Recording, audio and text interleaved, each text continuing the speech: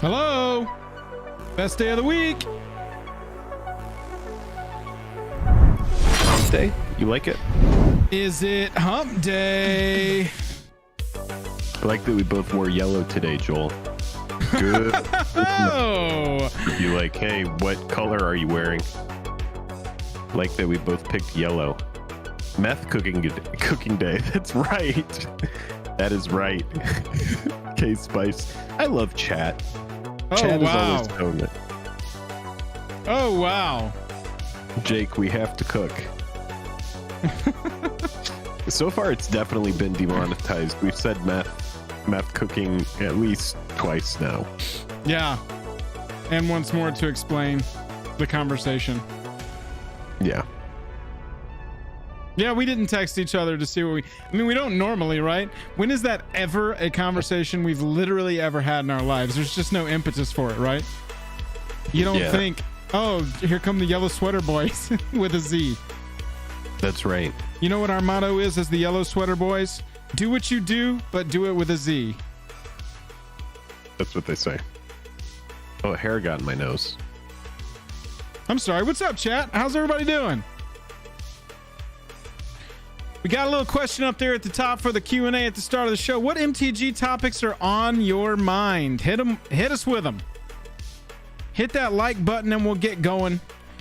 We got a fun show tonight. We got to talk about some Modern Horizons 2 prices. We got to talk about some Double Masters 22 prices.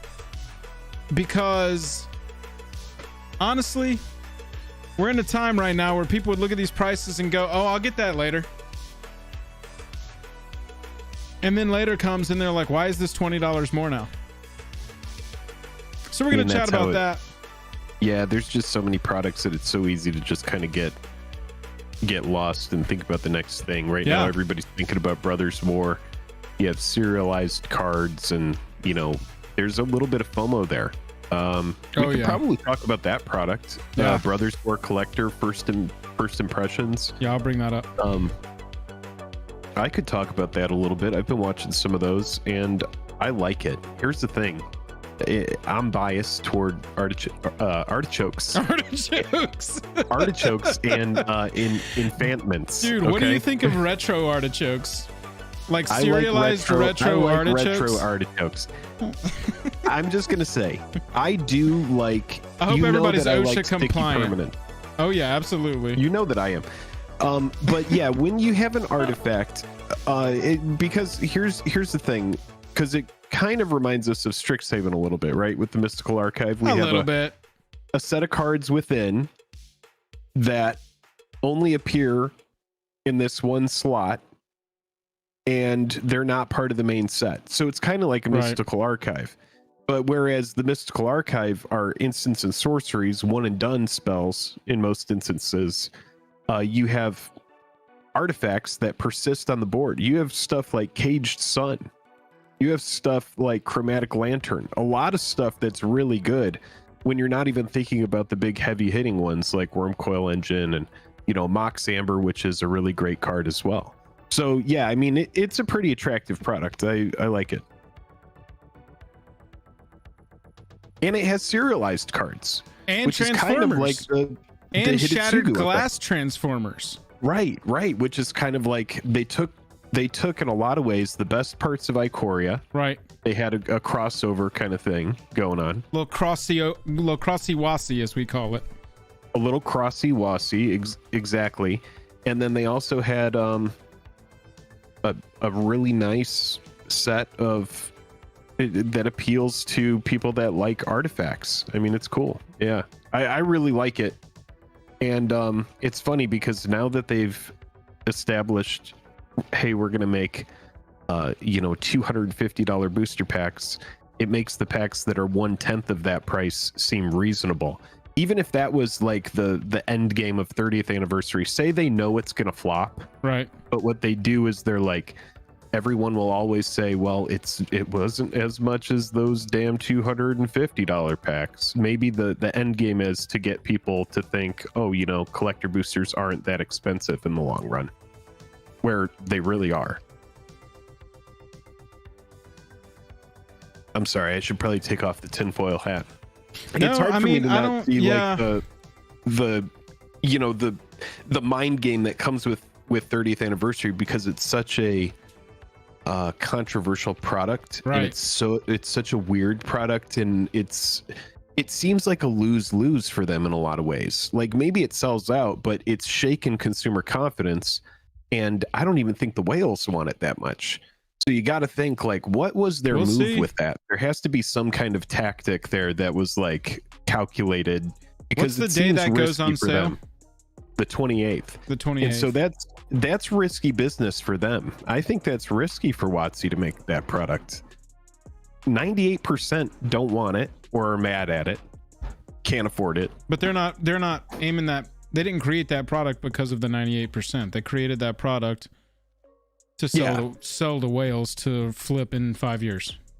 Right, and I think that is the kind of thing where it's a misstep and a miscalculation by them, because I don't think the whales are going to want to spend money on that. Dude, it's like I said. I mean, legit, we've beat this horse to absolute death, but yeah, it's like I said last time we talked about this. If they wanted it to truly be that, they should have gone way over the top and make it a lovable meme. The $15,000 MTG set with gold flake and an actual pearl inside of a Mox Pearl remake, or like a physical necklace, with a diamond in it. It's a Mox diamond, something like that. That's that is where they should have taken this whole product, because if that shit got announced, there's nothing that the 98% or the 90%, as you called them, there's nothing that you can get mad at. You have to laugh at that. You have to make that a joke. It's like, well, obviously that's, partially a down payment on a house. I don't need a real Mox diamond necklace to wear in my apartment dancing. Well, these people don't own apartments, right? Unless it's one of their multi-apartments in all of the major cities in the entire world. They should have gone way over the top with it. I want to address this question right here. Aboro Zuki Shua says, are the Transformer cards... Thank you, Joe. Abora Zuki Shua says, are the Transformer cards a breaker for you in the MTG landscape? No, is my short answer. I think it's a good thing. I think they should keep doing it.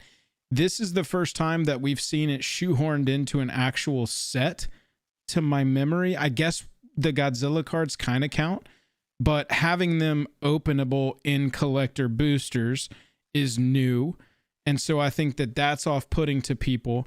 But number one, the designs are dope. They definitely didn't phone it in. I just reviewed the 3-color commanders from the set, Optimus and Megatron, and the other two that are the 3-color ones. And they were great. They really captured the flavor. They seem mechanically, like a giant super robot bouncing into war, turning into a car, running somebody over, turning back into a transformer, shooting a cannon. That is the flow of that whole IP's battling and stuff. And so the designs are dope. Number two, it's opening the game up wider and wider. Now, I know that this one it's a Hasbro IP. It's not really like bringing in a huge brand new fandom, I guess you would say, but fans of it really like it. I just don't think that one of the guys like in my group text is like a local group text of people that play at our LGS is just like so excited about the Transformers. He's just like, he wants to collect all of them, and he's a big Transformers fan. Exactly. And that's who it's aimed at. It is weird that it's in the set itself in the boosters, but overall, I don't hold the Transformers are going to be standard legal? No. They're in the collector boosters. These are in the collector boosters. Oh, okay. Well, that was like the Godzilla cards. Right. That was like exactly. the Godzilla cards. Exactly. Yeah. And so it's just not... I don't have this like sacred idea of the MTG IP. I think that they should embrace a little bit of the Fortnite thing that they've embraced, which is it's a big mix-up. It's literally the multiverse. We can play anything against anything. Coming 2034, Jake builds his second commander deck ever, and it's shout out to our Commander League. LeBron James as your commander, right? That's right. And shout out to our Commander League, because right now in the Commander League, it is the Universes Beyond month. Played a game last night where everybody is going and building around different IPs outside of it. And it changes month to month so that you build around different parameters. It's all proxy friendly. So if that sounds like something that you would want to do, that would be over Spell Table. And yeah, it's a fun time. But yeah, I don't think that there's anything sacred about the multiverse of MTG, and I don't think that they could possibly have an IP crossover that I turn my nose up at. I'll just say it like that. What do you think, Jake? Well, we've said it before, and the way that I feel about it is that you have a lot of different products, for example, that don't have a card game, and they would never have a card game that would that people would want to collect. Like I see people in chat saying incoming Pokemon crossover. That's never going to happen because they've got their own card game, right? Yeah. And one thing I'll say that is partly how I feel and how I know a lot of people feel is when you're collecting cards for one game, it's very difficult to want to like stop collecting for that game and start collecting cards for another game. For sure. Be like, I'm going to start a collection of something else. Dude, I'm wildly interested in Flesh and Blood. I don't have time, don't have the urge, don't have the desire. You know what I'm saying? Yeah. Yeah. And I get that too. I mean, it's just like, I already have a massive amount of cards here. I have cards over there, all that, you know, still need to be sorted. And so like the entire idea, especially since we dabbled in like Star Wars Destiny. I was actually just about to say, do you still have your Star Wars Destiny dice? Because I still have a fucking box of those things. And I wish I had never bought those cards. I wish I had never even done it. It was just a massive waste of time. I mean, it was fun playing it a little bit, but yeah, the dice, like the big oversized dice that come with every card is just kind of ridiculous. And yeah, just it's really hard to break out of one TCG and be like, I'm going to be in two different TCGs. Sure. It's just like, I would rather just have, you know, Transformers come live over here. And, you know, if you have to play against one and you find it terribly offensive or something like that. Yeah, I get that there's purists that want the game to just stay, you know, on Dominaria as it is, where it is, whatever. But yeah, it's just not realistic because in the multiverse, if there is in theory an infinite amount of planes, then there would be some that have Transformers on them. There would be some that probably have a Godzilla type creature. So yeah. When think about it from this perspective, dude, with the advent of Commander as the premier format, honestly pushing the game at this point, making the game more widely played, they owe so much to that rules committee that made that game, because things like secret layers sell the best when you only need one of the card and you only want to like pimp it out in that certain art style. And things like these IP crossovers, they only really work. Like, it would have just been a cute collector's thing to have some Godzilla cards in your collector packs saying Commander doesn't exist. It would just be cute to have some Godzilla cards, and they wouldn't have any value, none at all, because they wouldn't be desirable, because you're looking still at standard, modern, pioneer, right? These are the only ways to play Magic. And so having Commander drive almost everything in the game at this point, that's the only way that any of this works anyway. And so that leads to having this game type that encourages self-expression and really encourages customization of the experience for yourself and your play group. And they can further tap into money by tapping into people's other IP loves. We've got Doctor Who coming. And also, we got a whole you hate set, Lord of the Rings coming, you know, right? Yeah. If you hate it, lean into the meme and at the table just be like, well, since you've presented Rick, steadfast leader, I've always maintained that I must kill you first, you know? So it's just like something at the table, you know, just grudge match, burn the Rick deck down out of principle. You know, I mean, because here's the thing: is you're not going to change the mind of the billion-dollar company unless you can get people to stop buying all of this stuff. Which I think there's a whole conversation that you could have. That is, can Magic the Gathering players control themselves? Well, can the game be stopped? Is what I thought you were going to say. Well, no, not like can it be stopped? Yeah. But the question really is there some kind of psychological addiction to buying the cards? And I know that that's like a very blunt way of saying it, but it's like when you see value in something, when you see a card that's good perceivably by the secondary market, yeah, are you able to resist buying it when you see that the value is over a certain price point? Because it's like, for them, it doesn't really matter. You could have somebody who's just like, it doesn't matter. Say there's an account that is the Jeweled Lotus account, right? And the Jeweled Lotus account is responsible for buying all of the Jeweled Lotus that are $80 or less. If one appears on the market, they go to TCG Player, snatch it. They up. go to Card Kingdom, they go everywhere, and they make sure that $80 Jeweled Lotus does not exist. They are the market maker for Jeweled Lotus. Right. So when you think about it like that, that's how, you know, you can put a card in a secret layer, you can put a card in a product, and then people immediately are like, I have to have it because the value is there. So it's like, yeah. Well, you talked about, you know, you hinted at voting with your wallet, and I saw that as a response to some of the 30th anniversary booster pack stuff. Yeah, well, just vote with your wallet. And when I hear that referencing this set in particular, I'm just like, ha ha ha ha ha. Which one, 30th? Yeah. Like, what do you mean vote with my wallet? Don't buy it like I wasn't going to already. Yeah. It's still going to fucking sell out. The people that are going to buy it aren't me, bro. That's not, I can't vote with my wallet on this one. What else can I do? Option B, please. Thank you. I think it just has to be kind of like, I think the product kind of preys on people that don't understand the layers. I think it kind of like the noob with money. Let's just say that. Sure. What's up, guys? I'm from Pokemon. Everybody's like, and I'm not hating on Pokemon. I love Pokemon. No, yeah, okay? yeah.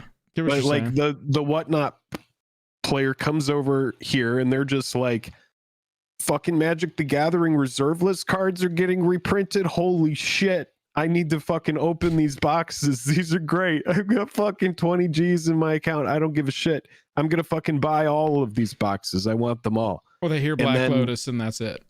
Yeah, they hear Black Lotus and that's it. They don't even realize like all of the years of just history that have brought us to where we are now. Right. They don't understand the significance of the reserve list. They don't understand the history of variants and how we've gotten to where we are, and they're just here and they're just spending money. And I think like that's the person that they're trying to get. They know that Jake isn't buying it. They know that Joel isn't buying it.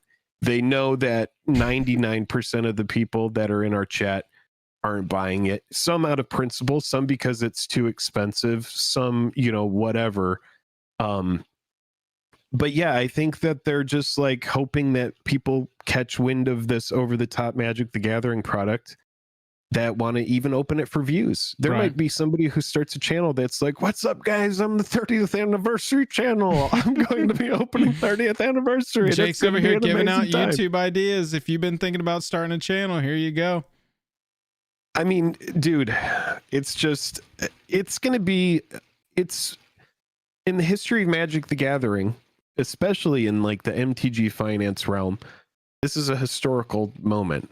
This is going to be considered probably a turning point moment in a lot of ways, even more than the variant era has been that started in Throne of Eldraine. This is like a huge step down a certain path. Dude, that will lead to a certain result. Yeah. Every time somebody brings up Eldraine lately, I just think about that return to Eldraine, and I just have to imagine they can't get out of Eldraine without being like, Oh, we're going to take you back to where collector boosters all started, and we're selling you the enchanted collector booster. It's a tier above. Every card is rare or mythic. Some are serialized. Some are reprints of old master sets. You know, just go crazy with it, because at this point I feel like they're going to need... They got to keep improving profits, right? It can't go stagnant or plateau or definitely not fall. So it's an it's just this imagined thing that they have to chase forever of bigger, better, more, further, faster, double, triple masters. Like, we're definitely seeing triple masters. We're definitely going to see triple masters. We should make a video called MTG Future Products. I like that idea. Craziest over the top products. I want to answer this really quick. Yeah, because, here we go. So, Aboro, to answer your question, are Transformer cards a breaker for you in the MTG landscape? No, I think it's more. I think it's good. Give me more. That would be my answer to that. Jake, if you hover over the question and click on the little dots, you should see an option that says select question, and you can pull that up. If it doesn't work for you, no worries. Are you on the questions tab? I just taught Jake about the internet, y'all. Give us a second here. I don't know. I just thought I was in chat. Up at the top. End the Q&A? No, up at the top there's a little down. You click on top chat, live chat, or questions, and the other three pop up. Chat.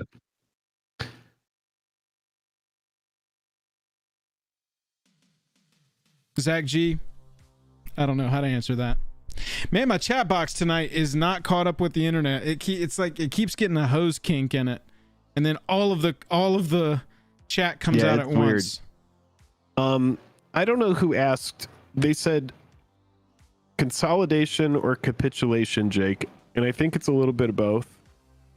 I think that actual capitulation is going to be when they abolish the reserve list and they just reprint reserve list cards with the actual card back, and they say two middle fingers into the wind, and they do it anyway despite everybody. And then I think there'll be a massive fallout in the secondary market, and I think that would probably destroy a lot of the faith in the game in a big way if they ever did that. I think right now it's consolidation. You have people that are selling, there's some people that are just selling, and there's a correction in some cards, and you see all the people that bought gold border shit, collector edition shit over the years.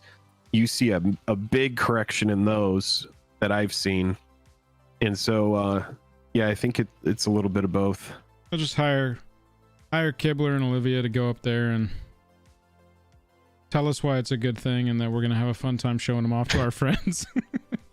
WotC keeps making money because the secret layer and commander products, WotC is still losing on its own standard legal sets. So no matter is there...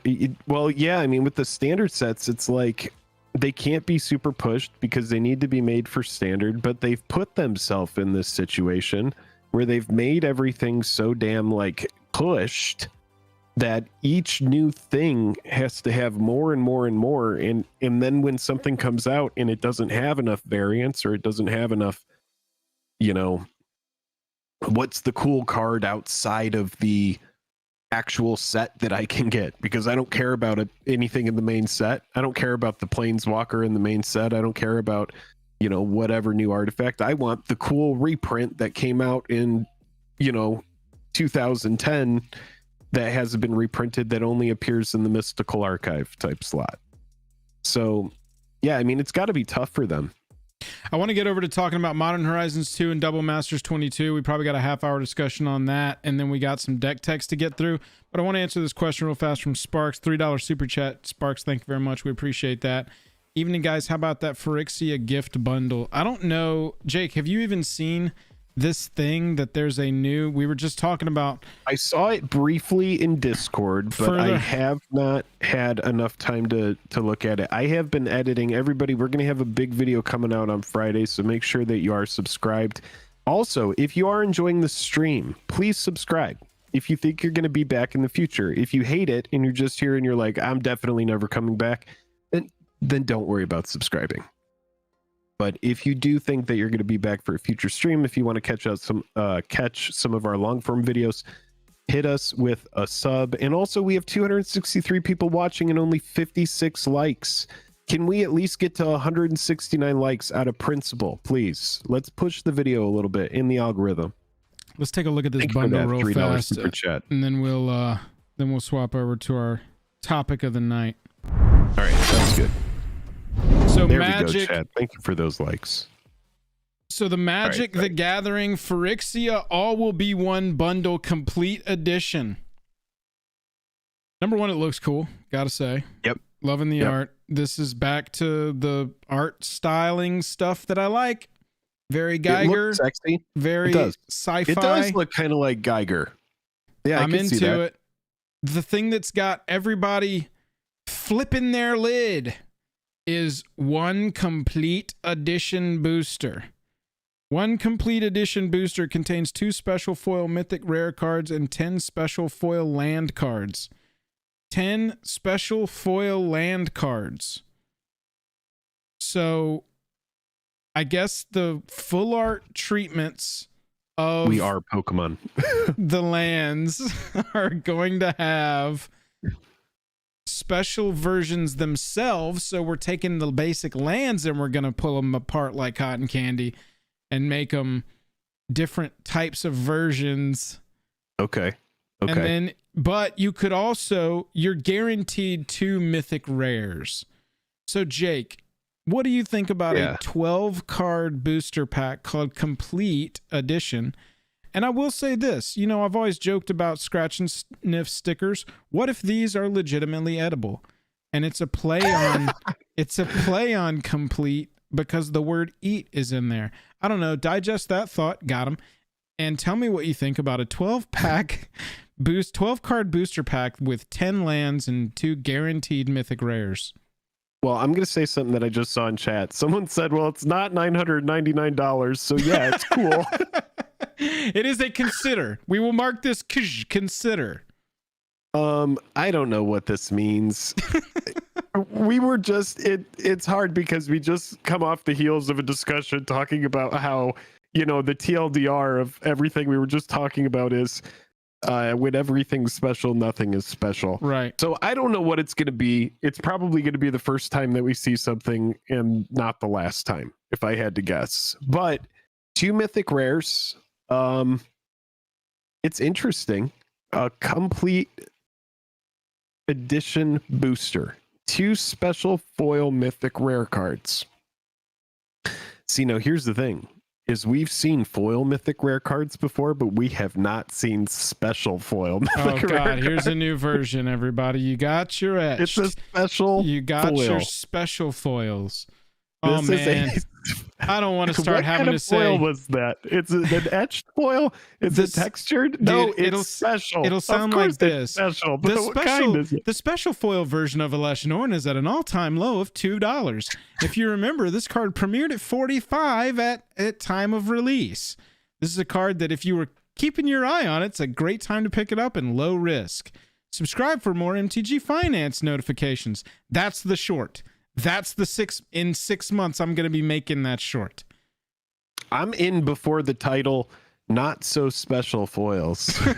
Okay.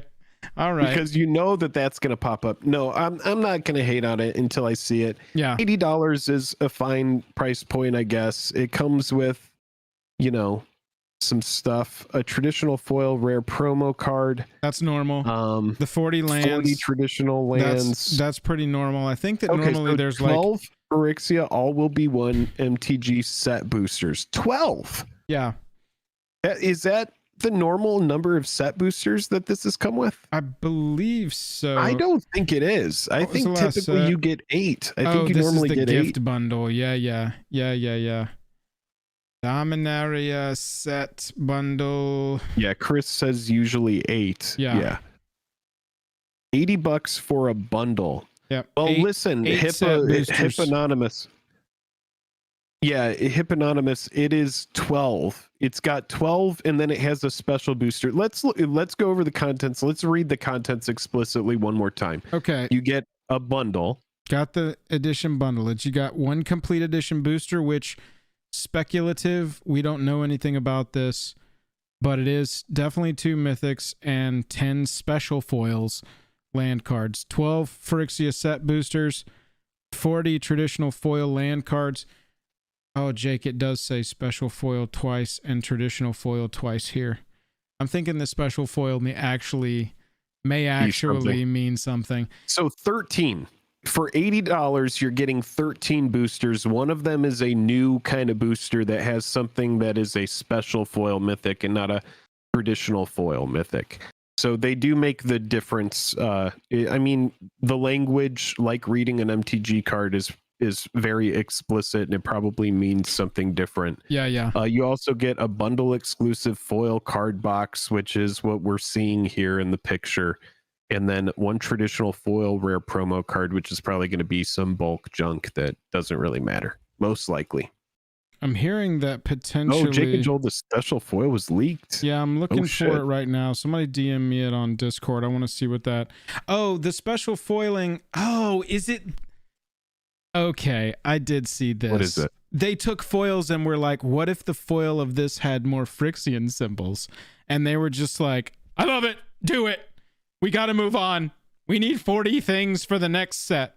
All right, who's got it? I want to see it. I want to see it. Do we have Dude, when I first saw this, I was like, there's no way. Somebody DM me a picture of it and I'll pull it up. Debug sent it. There is no way that... I don't have a DM for Debug. All right, spoiler. We're about to have a spoiler. So if you don't want to see this and if it's going to offend your eyeballs, then divert your eyes. And this might not be real. BuzzFuzz sent it to me. Here we go. Quicksilver Fisher. Look at this. Phyrexian symbol, Phyrexian symbol, Phyrexian symbol, Phyrexian symbol, Phyrexian symbol. They were like, all right, I have a vision for it's probably real. I got a vibe that it's probably real. I have a vision. Yeah. I'm going to pitch this new foiling, everyone. I have a vision. Follow me here. Phyrexian symbols. And they're like, oh, nice. And what else? And he's like, Phyrexian symbols. And they're like, oh, yeah, I'm following you. What else? And they're like, Phyrexian symbols. Buzz, they will be all over, kind of like the Matrix in a way. Going down the card constantly symbols, or something Phyrexian like that. symbols. Yeah, so, I mean, okay. So let's go with that. Let's go with that. Just a new variant. You're going to get... But they're going to be mythics. Yeah, 2 of those that are mythic, and you're also going to get 10 of lands with Phyrexian. Well, I will say this about this set. I do like the aesthetic of Phyrexia. I think it's going to be a cool set. I can't wait to see some of the spoilers in it. I'm interested to see if they bring back Phyrexian mana. That back then seemed to be a big misstep for them, at least in Constructed. You know, a lot of those cards had to be banned. Well, the 2 Planeswalkers that have been completed have both had Phyrexian symbols on them. Yeah, but also they really pulled back the power level of those cards, in my opinion. Yeah. You know, well, that's what I think they would have to do, because they don't want to come in and make that same mistake again. It's going to be the same thing as when we go back to Kaladesh. Energy's definitely going to make a comeback. You know, we're going to have some other effing energy commander that they're going to make. They're going to make a commander that has the word energy on it and has the word draw a card on it. And it's going to be, that's the energy commander, because that's how they fix it now. I don't know if you've seen this new commander for advisors, artificers, and monks, but they just were like, shove those words and draw a card and call it a day. It's going to be like whenever you cast a spell, if you gained energy, exile that card, and you may cast cards exiled this way or something like that. Yeah, because there's energy just so few energy cards. Yeah, some sort of thing like that. Yeah, so I mean, I guess the bottom line on this bundle is that it's all going to come down to how those foils look in hand. The pictures of them, in my opinion, when I look at this, it looks very silly to me. I'm assuming that maybe in person, pretty medium on it. Yeah, it has some kind of different take, but I mean, we're scraping the bottom of the barrel on foil alternate treatments at this point. If they're just like, I don't know, the symbol 1,000,000 times, and that's I personally, I really don't like this. I'm being a little harsh on it, but I just don't think that it's very it's not very inspired. Right. It's not exactly but that kind of speaks to them having to go. Right, exactly. Go. On to the next one. This is that gift box version that comes at around Christmas, the last set of the year. You get the gift bundle version. It's a little more expensive. It's got 4 more boosters. It's got the additional boosters, so 5 more boosters if you count a 2 mythic rare card version of Phyrexia foiling, and then 10 of the Phyrexia foiling lands. I would rather save and get the 30 set boosters. I would just go for the box of set boosters. Yeah, I mean, honestly, aren't set booster boxes 30? Wait, am I wrong about that? Did they change that? Set booster box? Oh yeah, set boosters are 30. They are 30. Yeah. Yeah, but so it's about double the price. Just over double the price. These Amazon prices are inflated right now. Oh yeah, that's way over. That is not even close. Yeah. These are pre-hype, pre-order prices. But yeah, I mean, to answer your question, that's what we think of the of the bundle. I mean, that's kind of like what you have to do these days is as soon as a pre-order goes up, you need to get it like in the moment while it's low. Because just wait until they just get a week inflated. after it's been released. Yeah, exactly. D-Hammer saying they'll be 110 exactly. Right. So yeah, I would just get the 30 boosters for 110 rather than the special pack. I mean, that's what you're buying that bundle for, right? I mean, you're getting 12 boosters for 80. Yeah. And then the 13th special booster, and then everything else in there is kind of like, whatever. If you want more cards, just spend a little bit more and you're going to be getting 18 more boosters. Oh, Fasty says they already had the yearly gift bundle and it's for Brothers War. This is a separate thing. Yeah, I'm sure. Yeah, exactly. There's so many products. So many. I'm telling you, man, seriously, I just like 2 days ago got to dive into the Transformers and all I did was dive into the 3 color ones. So it is what it is. All right, we've used enough time on that. Let's have a little review of some prices. Okay, Jake? So if I asked you, I want to ask you 2 questions before we flip over to the Modern Horizons 2 listings on TCG Player. Sounds good. Swap over real fast. Everybody, thanks so much for hanging out tonight. Yeah, everybody, we're going to get... Oh, sorry, I hit the wrong button. We're going to get into some info about Modern Horizons 2 and Double Masters. All right, Jake, without looking at my screen. Okay. Modern Horizons 2 question for you. What is the most expensive non-foil in the set to this day of Modern Horizons 2? And how much do you think it is? Ragavan 80. Which version of Ragavan? Just the base. Base copy Ragavan for 80. So you're not that far off. 60. You've got right now, it's Ragavan, the borderless version, is down to $75. Market price about 83. For some reason I didn't think you were talking about the borderless stuff. No, just the non-foils. And so at this point, there's a ton of shit in this set that's just absolutely pushed. It's all really good. It's unbelievable how much is in this set, and some of these prices to me are unbelievable in and of themselves. I'm looking at copies of Endurance, which is played for marketing for like $32 right now, and this is a mythic. And I know I actually just sent one of these to Corey G. Really? Yeah. It's just all of these. There are so many excellent cards in this set that right now, because everything's down across the board, everything is down. Yeah. I'm thinking that, if you have a little bit more than a little money that you want to park in MTG right now, I would be suggesting for that like middle tier of income of collector, I would be pointing people toward Modern Horizons 2, cards, mythics, and some of the rares that are not going to get reprinted for a while. And I would be pointing to Double Masters 2022. Urza Saga, $30. Your That's borderless, a card that you wouldn't hate having a 4 set of. Right. Cabal Coffers, $26, $28 market. Well, I know we've been price signaling the Fetchlands so much, but look at this. The most expensive base We never copy, ever guessed that Scalding would go 20. exactly. And this is just like, it's so wild to see it. Yeah. This Because one really modern represents has kind my of point. fallen out of modern has fallen out of favor, man. It really has. Like, it's an expensive format, and you have a lot of people that are playing Pioneer over Modern, which is crazy. I don't think Modern's a dead format or anything like that, but no, not at all. They just had a huge event in Vegas at Magic 30. And this was a massively printed set. They knew that this set was going to fly off the walls. And opened, and they had tiered versions of the biggest cards so that the base copies, which is what we're suggesting for the average player, is note these. If you ever want one for your EDH deck, get it, sleeve it, notebook it, proxy it. Done. You've got it.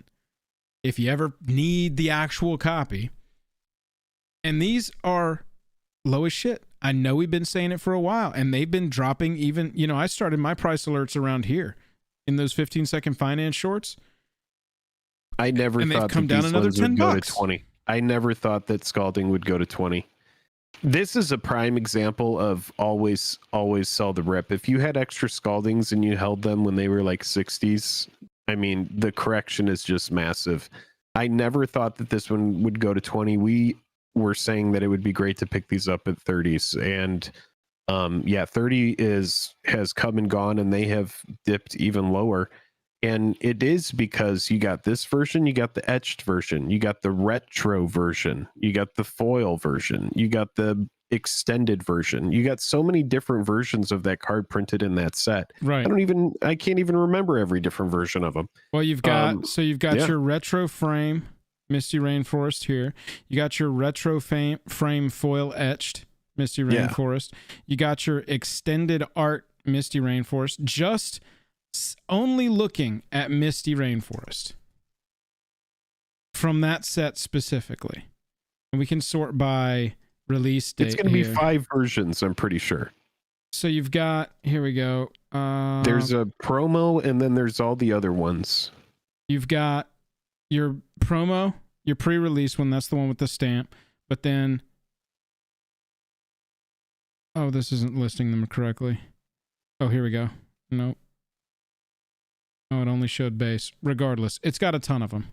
Yeah, it's all of them got printed a lot. Yes. All of them got printed over the top. But yeah, the set also came with all of the elementals, the mythic elementals. It had a great had other good lands in it. The collector product was really, really sexy. You had a bunch of shit that you could pull from Modern Horizons 1 that was relevant, like Urza and Archmage's Charm. Right. It really is one of the best Magic sets of all time, honestly. I know that this card was a bit of a meme in our Discord for a while there. But if you look at a card like the newly printed Titania, Nature's Force, you may play forests from your graveyard, and whenever a forest enters the battlefield under your control, create a 5/3. That sounds really good with Yavimaya, Cradle of Growth. Yeah, it does. And so when you see cards like this, buying them up early on, everybody's memeing, doesn't have a lot of love. But how many times a week in videos and streams do we say this is the kind of card that only gets better with time? Oh yeah, and it definitely is. It's so funny that the set not only had fetch lands, but it had other really good lands in it. It had like Cabal Coffers, it had Yavimaya. Yeah, it really is like a home run. It's a home run. I don't have any complaints with it.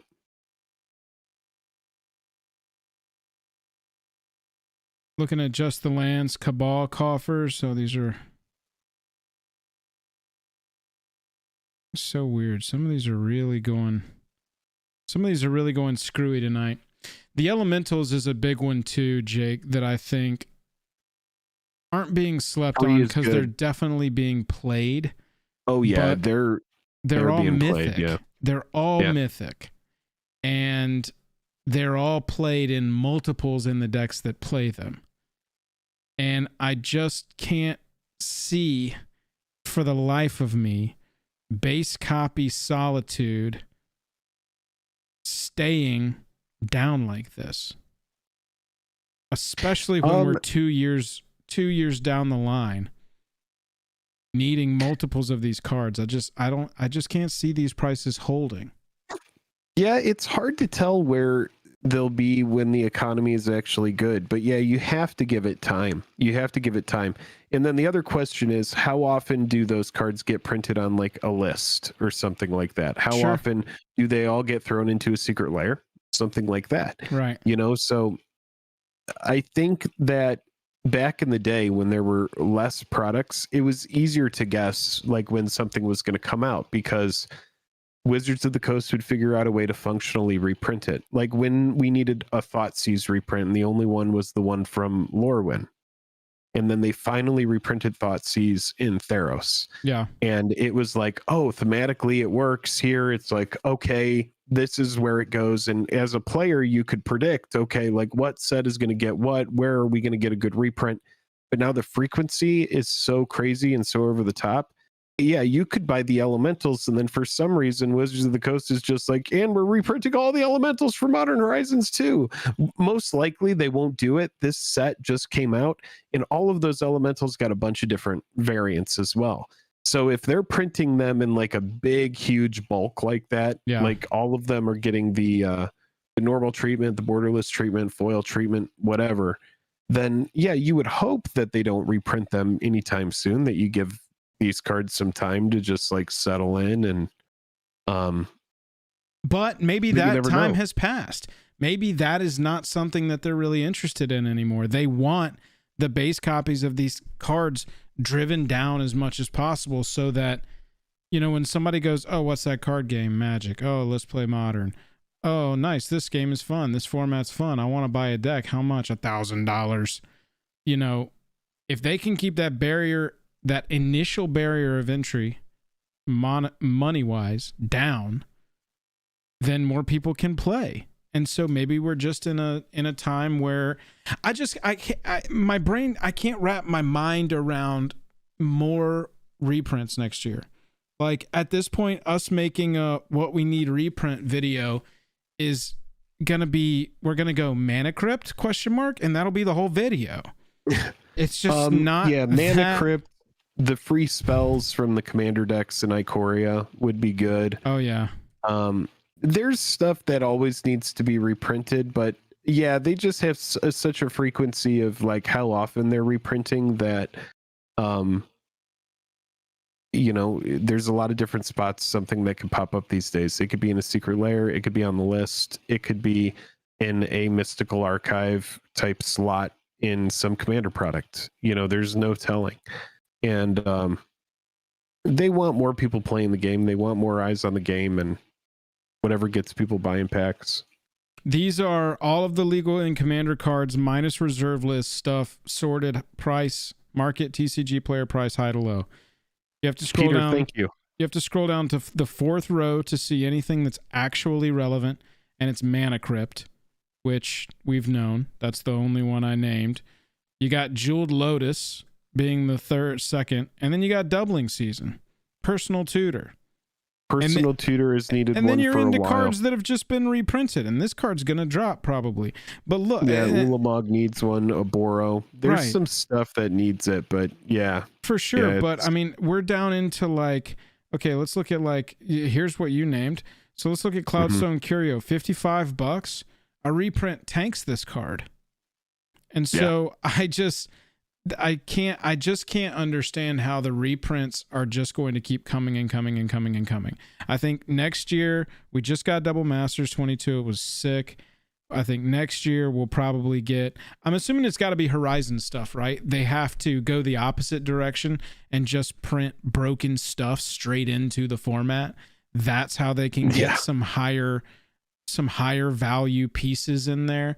I mean, you know, they basically, I don't play Modern. I've never really played Modern, but every time I see anybody talk about Modern, it's like, oh, I wish we could go back before the Modern Horizons sets, because basically the format is Modern Horizons. Format warping. They were both format warping. Right. Yeah. And so Ragavan essentially took Modern, flipped it on its ass, and just was like, fuck this format. Yeah. And it was just like, it's incredible. And thankfully the fucking monkey got the axe, because it was broken and it was really sad. It's going to be Battle Bond before we do Horizon, says BuzzFuzz. Yeah, that's a good thought. I would take Battle Bond too. I'm going to see a Sliver Planeswalker, 5 colors. That would be just awesome. Maybe bring back, add some stuff. Just saying. That would be cool. Boy says, do they reprint Great Hinge and Wilds of Eldraine or save it for a secret layer? That card has priced itself out of a secret layer at this point. That's not like a premium overpriced secret layer. This card's almost $60 now for your base copy. And so we're getting out of secret layer range there, unfortunately. How much is the extended one? I opened an extended one in a pack a long time ago. $91. This is my only copy I have of this card, so I'm not going to get rid of it. But yeah, it's an incredibly broken card. It does everything. It's more powerful than your commander could ever be. It does everything you want. Oh, yeah, it's just a powerhouse, and you can turn it on so easily in green. It's like most of the time you're playing it for 2. No, Jake did not say that the Ragavan was banned in Modern. He meant banned in Legacy. Oh yeah, that's what I meant. My bad. I know the way he worded it sounded. It caught me off guard too, but then I was like, oh, never mind. He's talking about banned in Legacy. He has absolutely fucked Modern. That's what he has absolutely fucked Modern. But yeah, he did get the ban in Legacy.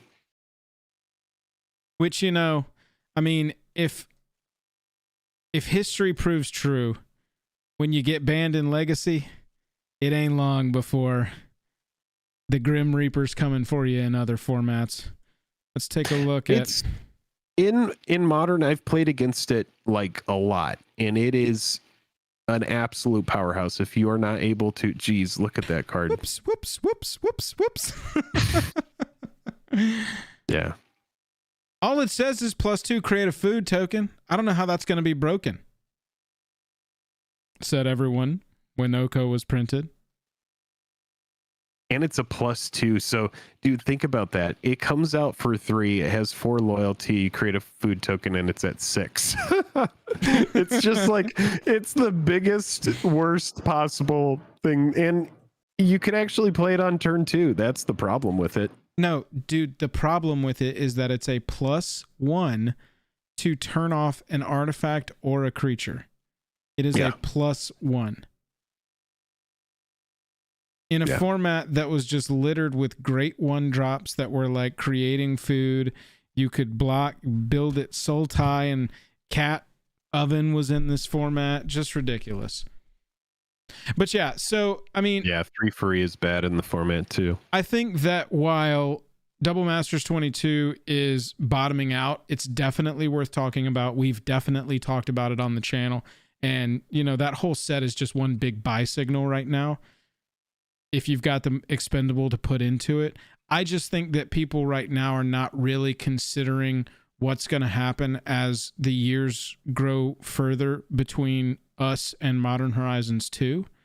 I think that some of these cards you're going to be sitting there in a year or two having not thought about any of them except for Ragavan and going, damn, I always meant to pick up those fetch lands. Always meant to, never did. Damn, always meant to pick up grab one a of Cabal Coffers, or grab a Coffers, grab one of each the base copies of the Elementals.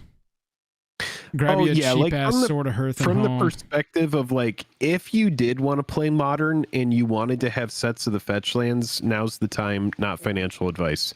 And then the other thing is like Joel's talking about, which is if you're just building a commander collection and you are not here to spec, he is just saying that these are all very low risk. This is so not it's a like, spec discussion. Yes, this is a yeah, low it's risk just low collection risk discussion. Low risk collection pickups, because you're just talking about the volume of good cards in here that you should just have in your binder at least a single copy of. Yeah, just as part of Which is fair. any collection. I mean, look at Mirari's Wake. You're looking at a market price of $3. This is a mythic enchantment. You're kidding yourself if you don't think this is going back to $10. You're kidding yourself. Look at Mirari's Wake. If they decide, but that just shows us how much this card was scarcity, because it is 5 mana to play.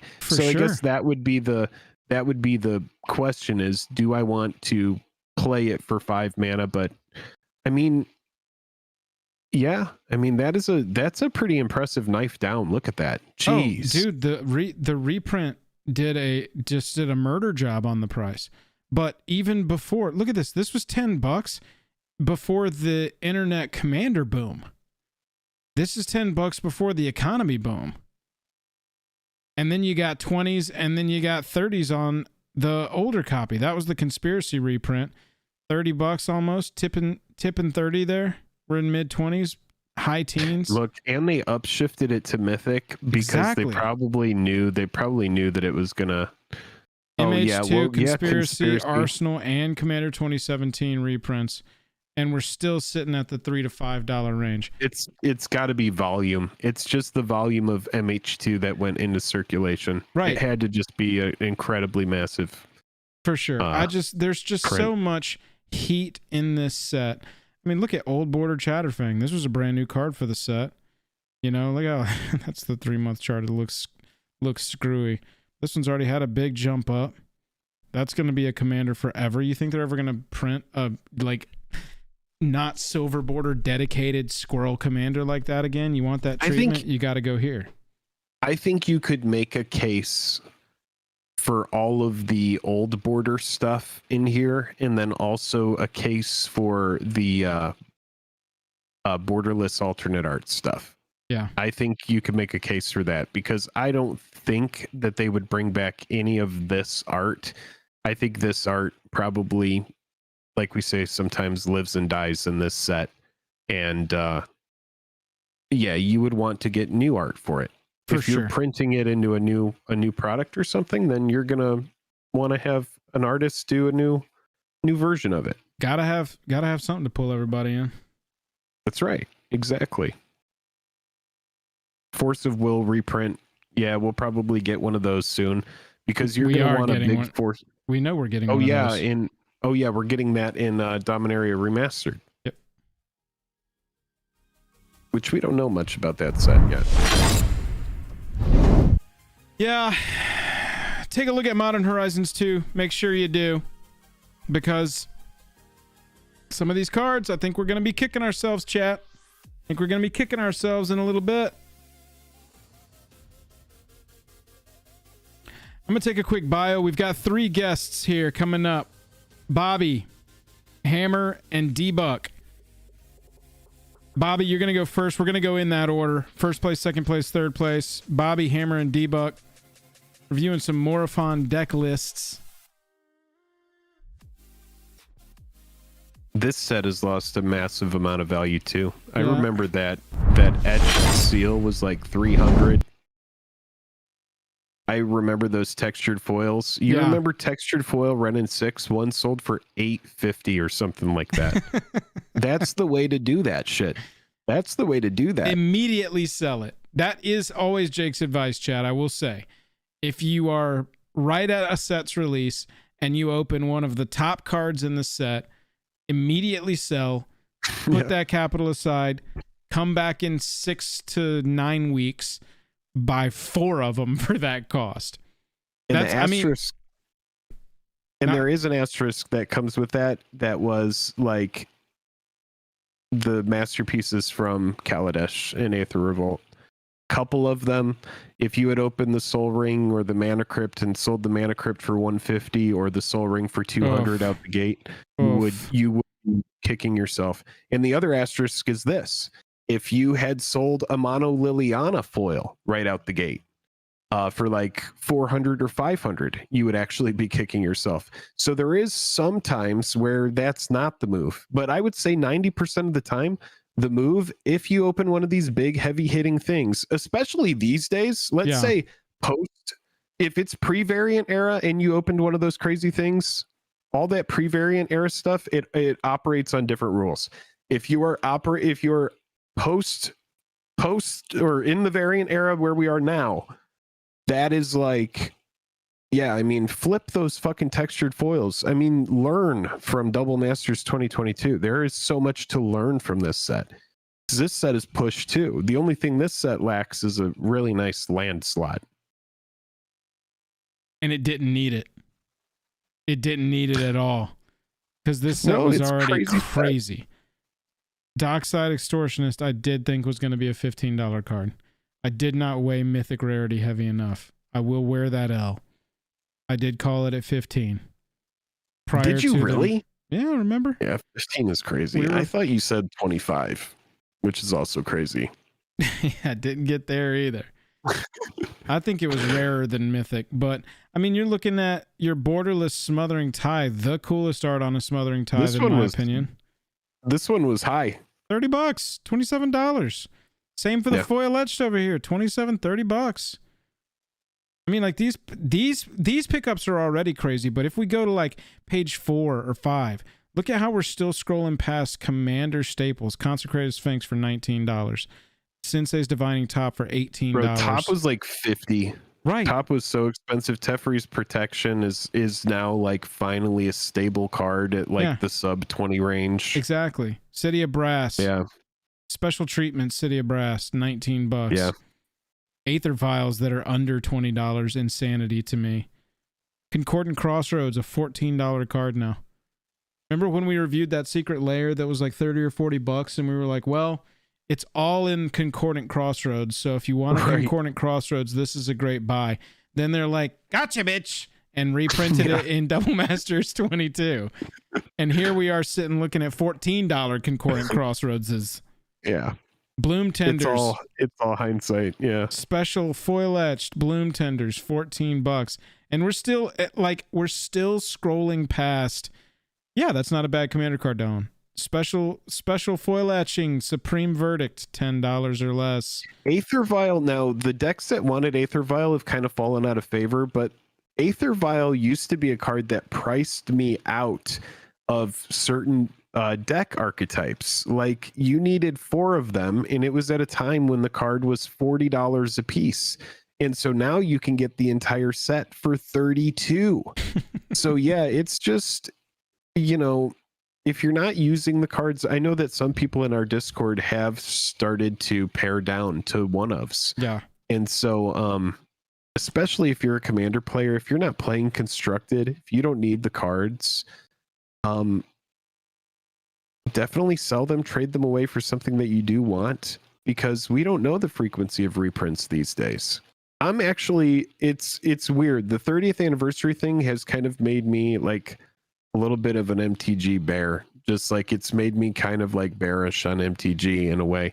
And that scares me because I don't think they'll ever reprint the reserve list with like the actual card back. I think they know that would be just like silver bullet to the game. It would just be like executing it in the street. I think not they're in playing it, that. But in the monetary sense, yeah. Yeah, in the monetary sense, they would be killing the allure, because there's something about MTG where it's like it is a luxury card game. Sure. It is not a necessity. Like Yu-Gi-Oh is still played, but they've definitely done that. They've definitely just murdered the prices by having no reserve list, no real ongoing long-term collectability to it. That's right. In having so many different formats, players don't need to be able to play every format. If you want to play every format, then proxy the cards and play the format. But having cards that are expensive and out of reach for some players, in my opinion, is good for the game. And I know that there's some people that aren't going to agree with that, but that's why I was just saying, you have Pauper, you have Commander, you have Standard, you have Modern, you have Pioneer, you have like all these different formats, you have Penny, you have like tons and tons and tons and tons of formats that are just, they make it playable for people. Commander is a completely casual thing unless you're playing CEDH. And so, yeah, I just don't want them to kill the game. I don't want them to kill it with all of this like pushed weird product that like people hate. Anguished Unmaking, less than $5. Assassin's Trophy, less than $5. Panharmonicon, less than $5. Hardened Scale Special Version, less than $5. Forbidden Orchard, less than $5. It's just the list of, oh my God, look at Blood for Gut Punch at the same time. It was just, it's just right now a mixture of a lot of different things, but there has never been a better time, in my opinion, to start building a collection from scratch than right this second, especially if Commander is all you want to do. This is an amazing Commander set, dude. Just like a straight up amazing Commander set. Take $200 or $300 and you can probably get one of every single relevant card in this entire set, and walk away with like $2 copies of foil etched Carador, $2, $3 copies of foil etched Marchesa, and have a lot of Wasitora, have a lot of Commander options on top of it. You know, Muldrotha. I saw Kalia, right? There's just so much. The Unicorn, when it first came out, was a $20 card. Now it's like $3. Exactly, for a borderless version of it, and that looks like better art for a unicorn, in my opinion. Yeah. Weird. Stream died? No, stream shouldn't have died. I'm still online. Everything looks good. Maybe there was a hiccup on YouTube side. Maybe hit refresh. Sorry. Delete every format except Commander is the answer. I mean, they've basically started doing that, right? I did see a tweet and I saw a historian video about it. I haven't watched the video yet, but Aaron Forsyth, I believe it was he's the VP of design over there. He tweeted, "Hey, so standard numbers are incredibly down across the board. What do y'all think it is?" And most people were like, well, I mean, I guess Arena, and we didn't get to go out of the house for a while a few years back, you know. Where it's also just like breakneck pace, but they've, like I said earlier in the stream, all these secret layers, all of these variants, all of these IP crossovers are not possible without Commander being the absolute tip top format for them, especially monetarily. Says killing the Pro Tour, that was a good one. That probably didn't help, because the Pro Tour, for people that aspired to be professional MTG players, that aspired to go to those big events, then I mean, that could be a big detractor. I used to remember all of that standard coverage. I remember watching all of the different energy decks and Amonkhet standard and all that. I mean, I watched a lot of that stuff. I used to try to make standard decks. I used to play standard a little bit. And that burn deck that came up through with like Bomat Courier and we played standard. It couldn't block. Yeah.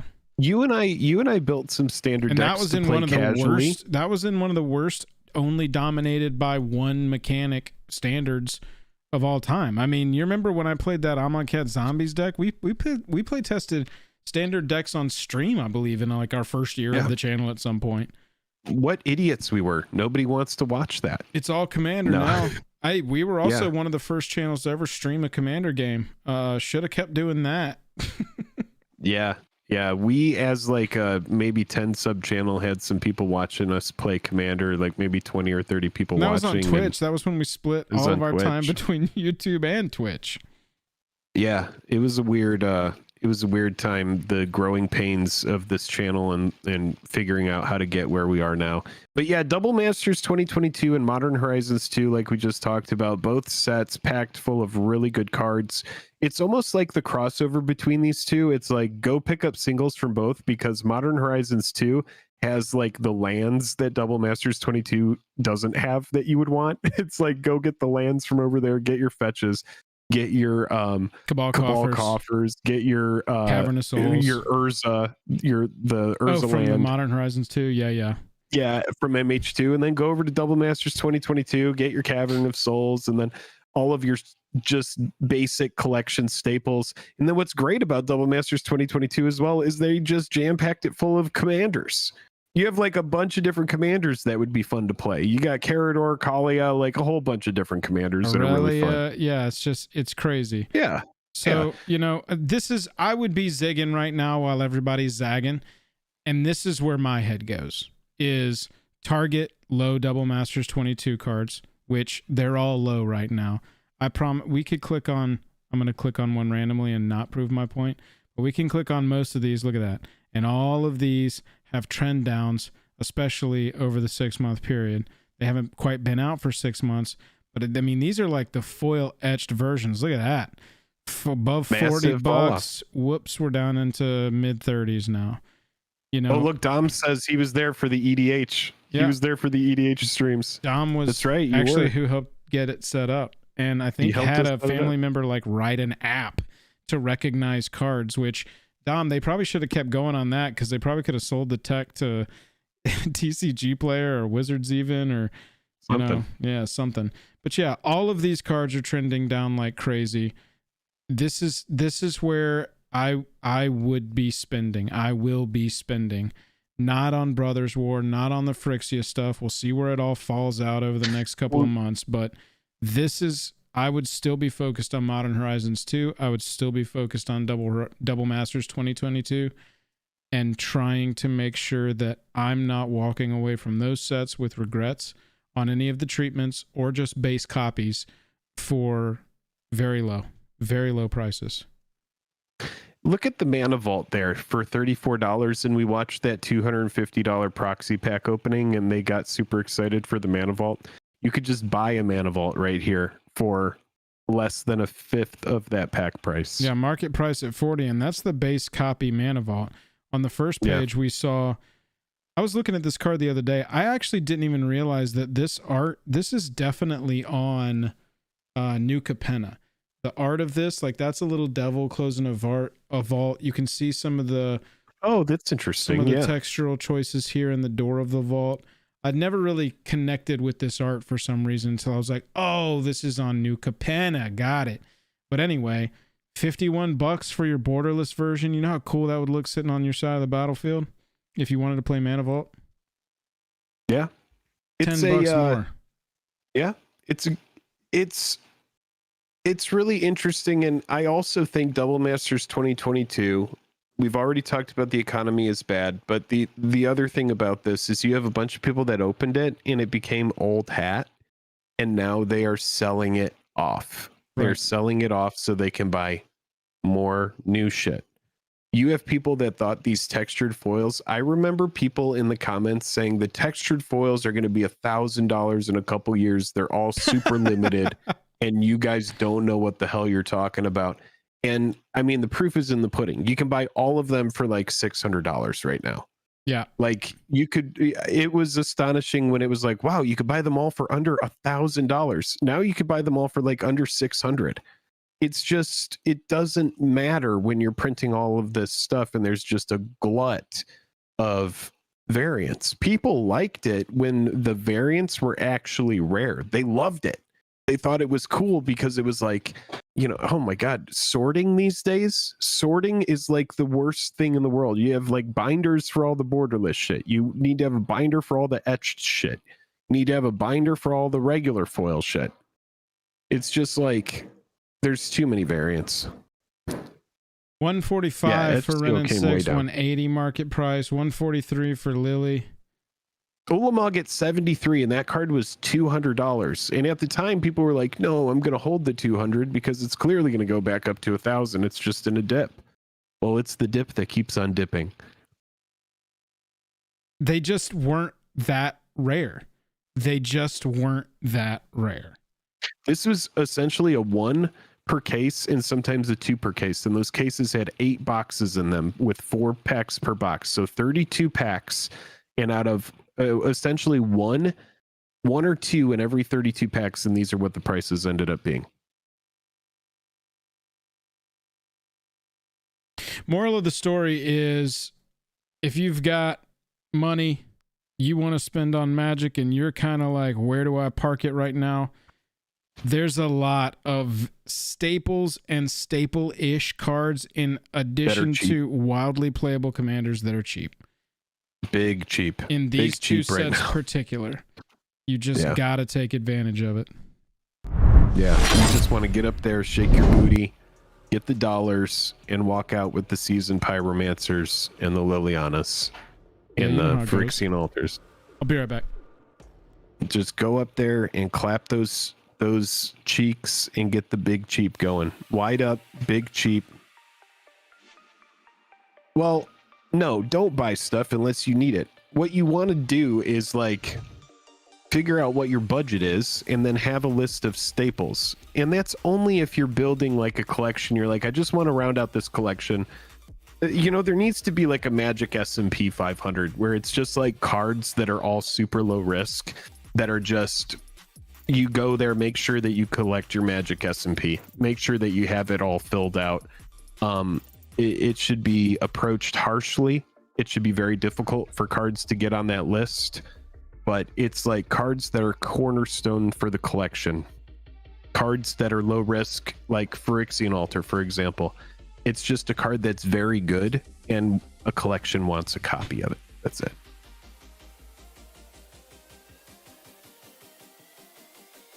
The Fetchlands. You want a copy of every Fetchland. There's 10 of them. If you can get all of them at $20 a piece, you know, when they finally decide to reprint the Khans of Tarkir Fetchlands, get those when they're low too. There's probably a way to do that for EDH at least. Yeah, I mean, just like some sort of thing that's just like, it could be a list of cards and they have to say, you know, a card needs to meet certain parameters in order to make it on the list.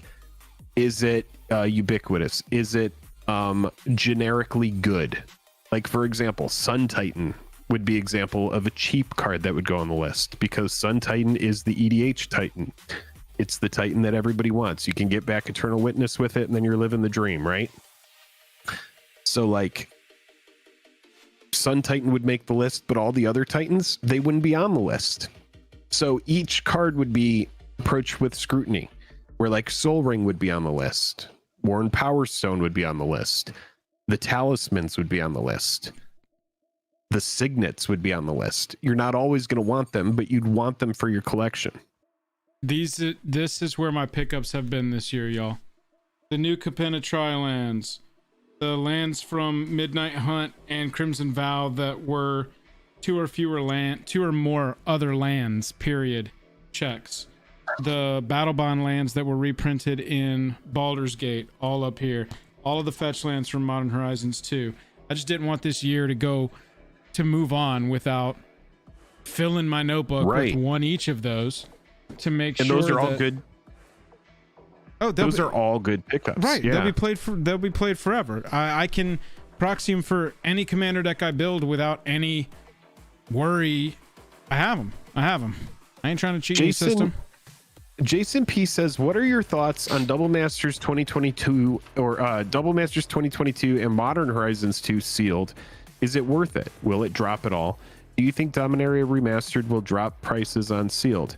Will Dominaria Remastered drop prices on sealed? Do you mean will Dominaria Remastered drop its sealed prices that it currently has? I don't know what the sealed price is on it, but I could speak a little bit to thoughts on Double Masters 2022 Modern Horizons 2 sealed. Like we were just talking about, the special variants that are in those products will most likely only be in those products. So if you like that art on the Borderless Smothering Tithe from Double Masters 2022, if you like the art on Ragavan and Murktide and all of the different variants that came out of that set, if those are the only sealed products where you can get those variants, then I think there is going to be an appeal there. You know, like it really has to do with how much product it like if Wizards of the Coast continues to make stuff like Magic 30th Anniversary Edition, I think you're going to see more people leaving the game. I think that you're just going to have people that just get like annoyed and they're just like,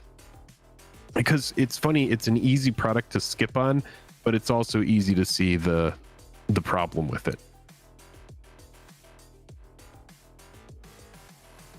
It's hard for me to talk to sealed product. I don't really engage with the game that way. And so, you know, I know that dip a lot. we cover finance on the channel, but it's not like a holistic view of finance, especially for me. Jake has a broader knowledge of the subject, but for me, it is from a commander perspective and from a perspective of there are cards I want. When will they be cheapest? When is my window to acquire the real copy that I want for my notebook or any individual deck? When is that window open and when is it at its lowest? That's really what I'm focused on. Yeah. Ben says, congrats on the channel, guys. Miss our two-headed giant battles at EK. I miss going to those two-headed giant battles too. That was a good time. We love that. Yeah, you know, for me, man, it really is kind of yeah, I don't really know where we go from here with all the different products, all the different stuff. For me, sealed seems like low risk.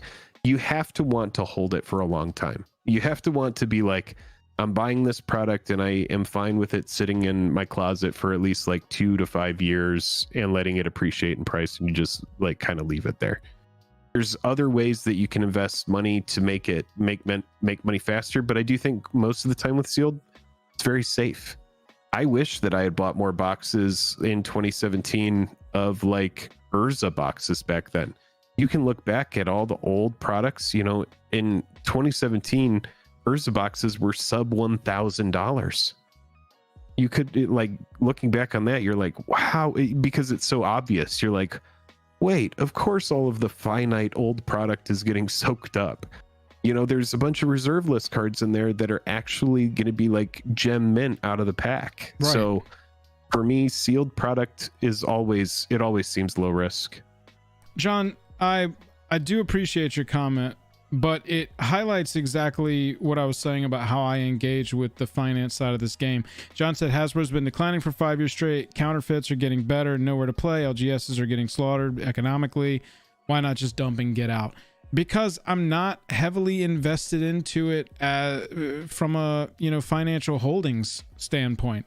I want to be able to play the game, and I want, as much as I possibly can, to have a sort of Fort Knox system set up where I have the card, legitimate copy in a binder, and I can just proxy and make decks and play. I'm here for the love of the game. I want to play the game. And so dumping and getting out is a different act for me. It may happen one day where I'm just like, fuck Magic, I don't want to play anymore. I'm done. I'm bored with it. I'm over it. Some reason. I don't know what that reason could be. Don't foresee that happening anytime soon, but we'll see.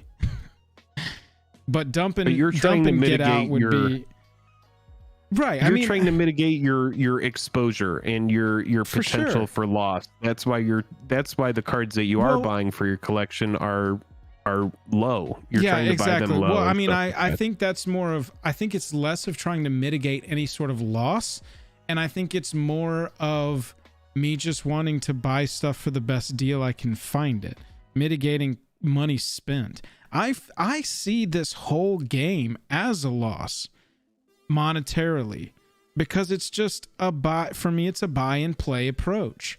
When are these going to be cheapest? I want to acquire them cheap. One day, yeah, sure. Like I said, if I do just dump, not interested in the game anymore, playing is over, maybe I'll try and offload the whole thing at one time, or maybe just pack it all up, put it in my closet, and it can be part of the eventual estate sale that happens when I've moved on, you know? Wait, does that mean like when you've passed? Yeah, exactly. When I don't care anymore. When you've moved on. Yeah, there we go. It is possible to enjoy the game without the product push. Yeah. Absolutely. Yeah, no, I totally Peter, get that. I get that. And at the same time, from our perspective, which is very different from the average person, having the channel built around it sort of demands that we keep up with it. I'm actually surprised that we haven't had a video covering the Transformers except for a short that I didn't post until yesterday. You know, it's just like, it almost necessitates it. But we've gotten to a point where the product push is so intense that there are product pushes within or during other product pushes. And so you kind of have to like pick and choose what you're going to cover especially based on the perspective of whatever content we're making. So it's a little bit of a different thing for us. Everybody, if you are enjoying the stream, click like and subscribe. We've talked at length now about Modern Horizons 2 and Double Masters. We have some commander decks as the stream has been going on for about an hour and a half. I'm going to go run and get myself a drink. If you are enjoying yourself, though, please click like and subscribe. We've got over 400 people watching, and that is freaking awesome. Why don't we go ahead and try to get to 169 likes? And if we breeze past that, let's try for 269. I will be right back, and then I'll be ready to look at these with when you're back. We'll do these deck techs. Yeah, we do appreciate everybody hanging out. If you want to hang on for a little bit longer, we're going to look at our Commander League winners from October. We have a Commander League here as part of our Patreon and Discord. The league runs month over month, new format every month. It's proxy friendly. We got a new theme every month. Last month's theme was Morophon Tribal. Normally it's like, you know, everybody picks a pre-con and you upgrade the pre-con at $100 budget, 200, 300, 400, whatever, week over week. This one, the theme last month in October was everyone must run Morophon as your commander, and that's it. Normal league rules apply outside of that. We don't really allow infinites most months. Thorical is banned, things like that. We've got a couple of house rules just to kind of keep it straight up. So we've got 3 decks to go through tonight. Bobby Z, who is the commissioner, actually won last month with Morophon Elves. And then we've also got Hammer joining us, played Morophon Slivers. And we've got, if I'm not mistaken about that, Morophon Shapeshifters, Morophon Slivers. I don't know.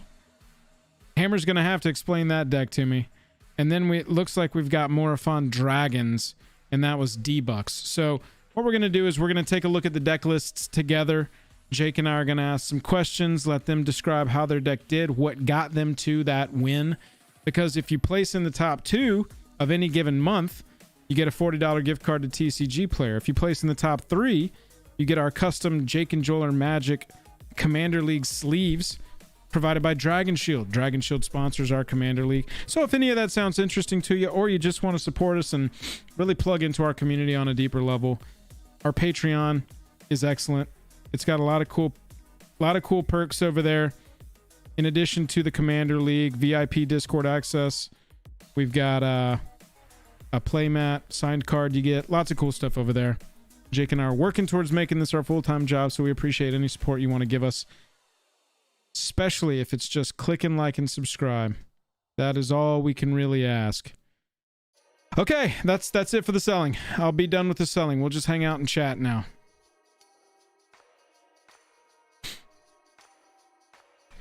Elmo says, I recently got back into paper. I used to play in the 90s. I keep talking about proxies. I am very pro proxy. Since I play only Commander, should I proxy everything in all decks and just keep a binder of the origin? So everybody is too much fucking yellow. Matthew. Out of here. Hang on. We're doing a yellow thing. Let me finish answering this question. Matthew, appreciate you hanging out. Elmo, it's going to depend on your play group as far as proxy and proxy acceptance.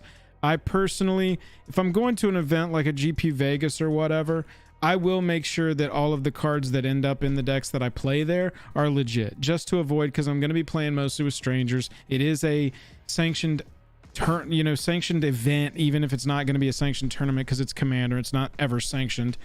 I will just make sure, and I'll swap out some pieces that I would rather have and that are proxied in the deck for pieces that I legitimately own, just so that there's no discussion. But in general, the people I play with don't care if the whole deck is proxied, especially if you're just like, I kind of want to try this deck.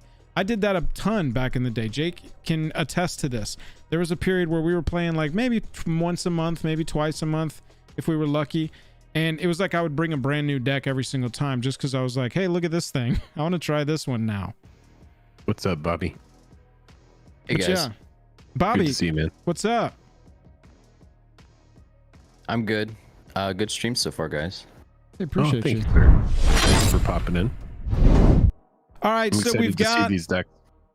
You see me, you see Jake, you hear Bobby Z. Bobby Z is the commissioner of our league, and like I told you, Morophon. I can see Bobby Z. Morophon was our theme this month. You had to have Morophon as your commander. Bobby went with good old Elf Ball, it looks like here. Bobby, I think that my screen should still be shared to you as well, so you should be able to see it, right? No, I'm not sharing my screen. Hang on, chat. Let me fix this real fast. No, I got YouTube up on my second monitor. You're good. I just want to keep you up to consistent with what we're looking at here. Oh, nice. So Bobby Z, what place did you get? So Bobby Z got first place this month with Morophon Elves. Like we said, everybody had to play Morophon, and Bobby chose Elves. So Bobby, just why did you pick Elves, and how did your wins win? And I figured, you know, having Morophon, giving them all +1/+1 and costing mostly 0 would be fun. There is a very low curve to this deck, I will say. As we're looking through the creatures, how many creatures you got? Only 28 in a tribal deck. Yep. Never have any problem with just drawing elves or finding elves? No, because I mean, I had pretty good card draw, lots of ramp, and most of the deck is interaction, because I knew I'm going to be going up against a lot of like infinite combos and whatnot. Yeah. And all of my elves are like either pumping elves or making elves. So did you have any of these Matthew, cards thank in your you for hanging out. Sorry. Any of these cards in your sorceries? Any of these standouts for you or really turned a game? I had a really cool interaction one game when I played Nature's Lore on turn 2 and went and got a forest. And then on turn 3, I played Balagad Recovery to go get the Nature's Lore back. Oh, nice. Get you more ramp going. Yeah. Did you ever get to cast Rise of the Dark Realms? I did not. There was one game where I had it in my hand and had a ton, like there's maybe like 1 or 2 board wipes, and I had a graveyard just full of elves, and I got Bazooka bogged before I could play it. Oof. No. Oof. Yeah. I do Brutal. see the only tutor you ran this month was Crack the Vault, which is Grim Tutor. Yeah. No other tutors besides that. You got any elves that can tutor up anything, or elves that tutor elves? Yeah, some of the elves will tutor elves, or they make elves. Right. But right. What was the budget here at the end? The budget at the end was $250. Okay, cool. So this one's a little bit higher. So Galagreeters actually put in so much work. Galagreeter's new card from Streets of New Capenna. Yeah, so much work. Because, I mean, I'm having elves come in all the time. And another creature enters the battlefield, it gets +1/+1, you get a tap treasure, or you gain 2 life. I was mostly using it to gain 2 life. At one of the games, I got up over 100 life. Right. Oh, nice. You combine this with something like Imperious Perfect that's creating a 1/1 elf for 1 green mana. Oh. And Stop. Here, fuck, Annie. Jesus. you get So much yellow. Trolling the shit out of me. You get something like Imperious Perfect that will just, you can pay 1 and create an elf, and you combine that with Galagreeters. I mean, you're pretty consistently growing it by a +1/+1, creating a treasure token, and gaining 2 life all on a turn. Yeah, and then the other thing too is that like everyone has Morophon, right? And I was assuming I was going to be going up against a lot of shapeshifters and stuff like that. Yeah. A lot of my deck makes, you know, use of, for each elf in play, you get XYZ. Oh, so yeah, I'm assuming that my opponents are going to have, you know, adding like 10 or 12 to however many elves I have at any point. Yeah, that's a good strategy when you know everybody's got that. Looking at your instance, I love darkness. I love fog. I was going to bring up the exact same thing. It's a very Bobby Z thing to run a fog effect. Did you get to fog anybody?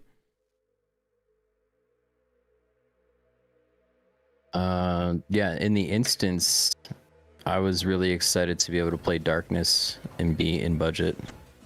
Yes. Yeah, for real, right? I also like village rights in here too. You can rest assured that some of your elves are going to die, and so drawing 2 cards at instant speed in response to one of them dying is always going to be good. Or even at one game, I had like 30 elf tokens out, so I just sack an elf token to draw 2 cards. Yeah, exactly.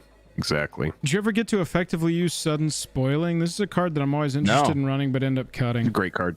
That's a No, great card. I mean, I'm running that card, you know, just in case somebody creates a swarm of something like slivers, Right? and like just, you know, swings out at the board. I mean that saves the table, you know. Yeah, absolutely. Nothing crazy in your You said rocks my here. camera is cutting off. Let me know if that happens again. Inside the artifacts, Throne of the God Pharaoh is really nice in an elf ball deck. Yeah, I was gonna ask. You're ending up with a lot of tapped creatures every turn, even if you're not attacking. Yep. Obelisk of Erd. Not a ton of the like we're a tribal deck. We're definitely gonna play all of the tribal artifacts, just the obelisk in here. Mm-hmm. Yeah, because most of my creatures are pumping my other elves, so Yeah. Defense of the Heart is fun.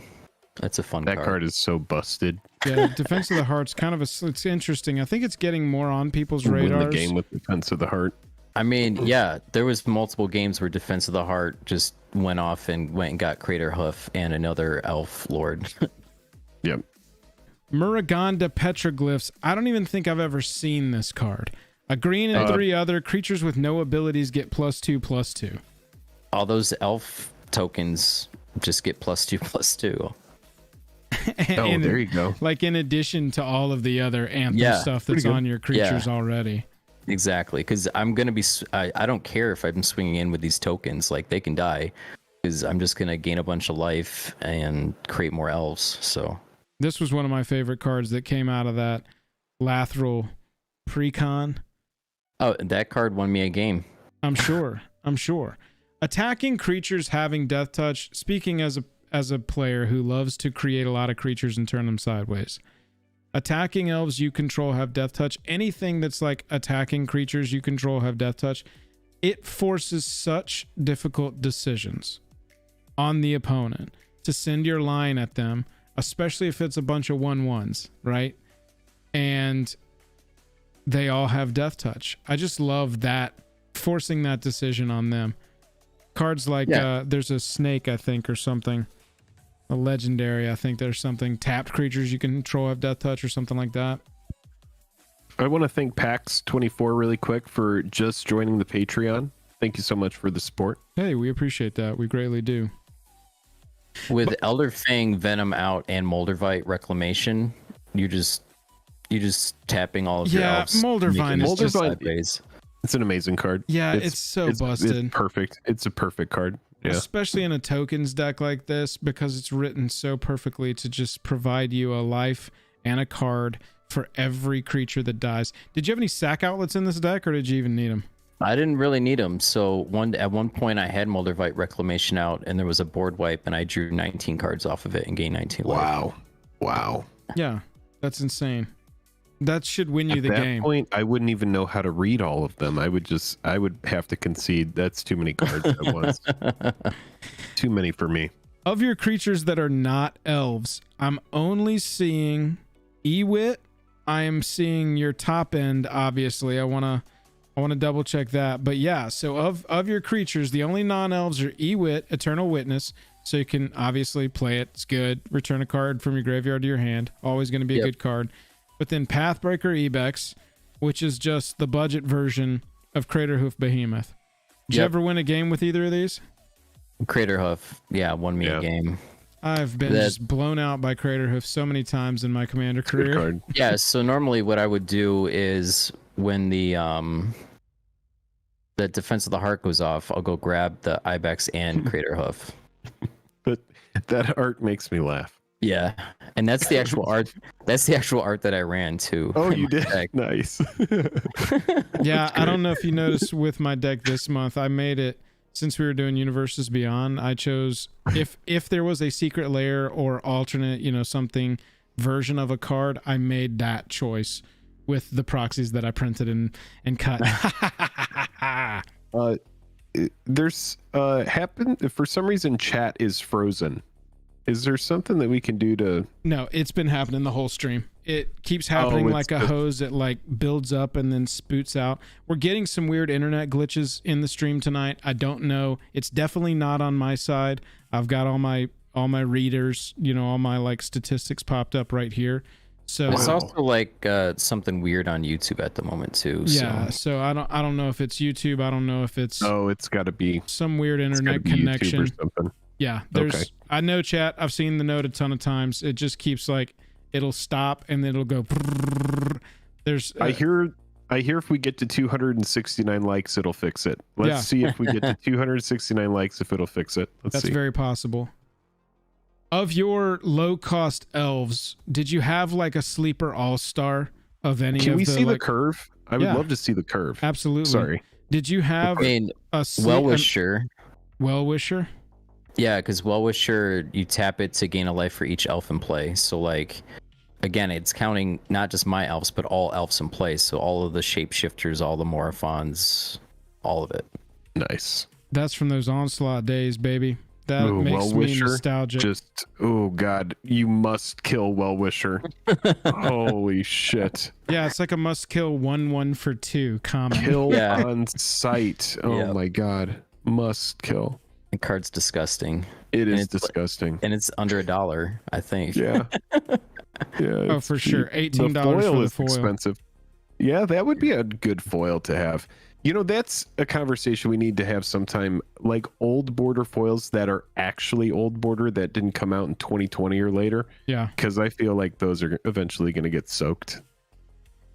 As far as the curve goes, very low for a elf ball deck. That's basically what you're going to run into. You want to try and leverage a ton of early game and token creation. Drop a couple of your elf anthems, drop a couple of your enchantment anthems with Muraganda, Petroglyph, stuff like that, and then go Grim Tutor for your Behemoth or your Rebex.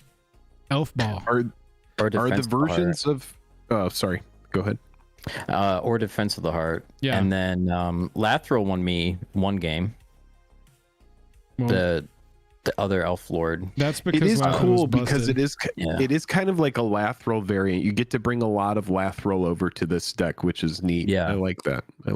Yeah, it is basically a Lathril deck, except you put Morophon at the head of it as a 7-cost 1/1 anthem that reduces them all by a green. Yep. Or a black, I guess, in the case of or some green. Or a green and a black for some of them. Yeah, exactly. Like Abomination of Land War is a 1-mana creature. Yeah. Did you? I'm assuming it's stupid. Probably wasn't tough in a. Oh, sorry. Go ahead. I was just gonna say probably wasn't tough in a green deck to get the 7-cost commander out on the battlefield. Did you get Morophon cast? Turn 4 once. I think I got him out on. Oh yeah. So there you go. Jake, what were you gonna say? Oh, I was just wondering if the versions of the cards that we see here, are these the versions that you played? No, so the problem, what we do is when we are doing our budget, we pick whatever the cheapest printing of the card is when we're doing the budget. So these are representing the cheapest versions of those cards at the moment on TCG. Eternal is the borderless from Double Masters. That's so wild. Oh yeah. If you put Oracle of Moldiah in your deck right now on Moxfield and you update to cheapest by clicking right here on a deck that you've created, it's going to give you the borderless non-foil from Double Masters. It's absolutely crazy. So interesting. I mean, the deck that I played, I used like cards from my own collection. Everything was foil, like whatever the blingiest version I had of it was. Loving Fracturing Gust in this. Everybody plays so many artifacts and enchantments nowadays that a lot of this kind of stuff, the creature, Abomination of Nature, I think I'm getting that wrong, but they come in and destroy all artifacts and enchantments. Did you ever get to cast this card? Yeah, I think when I cast that card, I gained the most amount of life I gained was 22 life. Once I played it. Jeez. Nice little 11 artifact and enchantment hit. Did you have any payoffs for all the life you gained? You've talked a couple of times about gaining huge chunks of life. Did that come into play at all, or just Not having really, a huge total? Just being able to like survive the slivers and the mostly the slivers and the dragons coming at me and smacking me for like 18 or 20 a turn.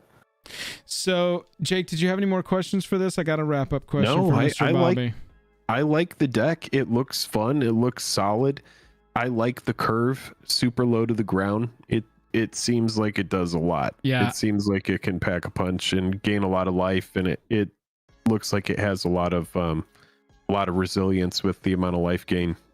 I love a deck that just gets to it. Yeah, the curve, low curve, love that. Mm-hmm.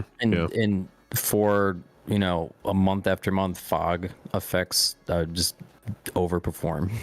Yeah, you can't talk enough about fog. You love fog. Well, because so many times, and I like fog too. I like it because you have so many instances where, people are going to be targeting other people and you can hold your fog. You hold it until you absolutely need it. And so it's Fog won me the championship single-handedly. Really? Fucking somebody, man. Somebody had made like an insane amount of slivers and they were all 2020s. Swung out at the board to kill everybody, and I fogged it, and he was completely tapped out, and we were able to do enough damage going around the table to take him out before he could untap. Well, we're going to talk to the Sliver deck pilot and the Dragon deck pilot, so I'm sure they'll have something to say about the damn elves pulling the win out. But I want to ask you this, Bobby. Playing this deck now for a month, would you just put Lathril at the helm of this and call it a day? Or did you like having Morophon at the front of the deck? Was it more than just the gimmick, or would you immediately say, all right, Morophon was fun, but later? No, I think I would still run this with Morophon. Like the mana reduction overperformed, and it's an anthem. Like if I were to actually build this deck, I would have good. I would have better tutors. I would have better land base. But we're trying to keep it within budget. But I mean, I think Morophon was a really good elf commander, actually. Nice. Yeah, and I mean, honestly, like we said, with the ramp, with the mana dorks that you're going to naturally run in here. Oh, I did miss another non-elf creature in Bird of Paradise. But with the ramp that you're naturally running in a green deck, getting that 7 ain't that big a deal. Nope. Like I said, he was out on turn 4, turn 5 every game. Well, Bobby, I appreciate you joining us and talking about the elf deck that won first place. Thanks for popping in. We're going to get Hammer in here. Yeah, congrats on the win. I just sent out your sleeves. Nice, thanks. They are in the mail, and there's also a surprise in there too. Oh, nice. I'm currently playing this month with my jam sleeves that I had won before, so... I saw those. A lot of folks rocking those. I looked. When did you guys play? You played last night, didn't you? Yeah, we played last night with Joel. Yeah, I got to watch a little bit of that. I didn't get to watch a lot of it. Phyrexian Devourer. Only an hour. It was Yeah, Phyrexian Devourer. Oh, dude, that's why I love the high power months, because you're in and out in an hour. You ain't gonna have any game like I'm down for a normal game that lasts like hour and a half, pushing 2 hours. But especially in the $100 budget realm, you will have those games that go 3 hours 15, and by the end of those, you're just like, oh my god, why did I do this? And so it's nice to play. It's one of the things I've always liked about CEDH. Number one, you walk in there and you don't have to worry about a rule 0 conversation. We're here to play CEDH and burn each other's faces off. Let's go. And then 2, the games, I mean, you're talking about like a 15-minute game to a 45-minute, hour-long game max, right? So what is the budget right now that you guys are in? 200. Well, it'll be 300 next month. Yeah. Okay. Well, next week it'll be 300. And so this is like win as fast as you can, any means necessary type deal. Right. Yep. Okay. Normally infinite combos in our league are not legal. They are this month. Only thing is Thoracle, no Thoracle. Yep. And the Universe Beyond Commander is kind of cool. Yeah, to give you a sense of... No, that's sweet. To give you a sense I won of with Glenn like where last we're night. at, Jake, you won with Glenn. Nice. Well, I don't know if I would call that a win, but... He was the last person alive. Yes. What? You got to watch it. It was pretty wacky. Have to watch it. To give you a sense, Jake, of this month, these are the instants in my deck.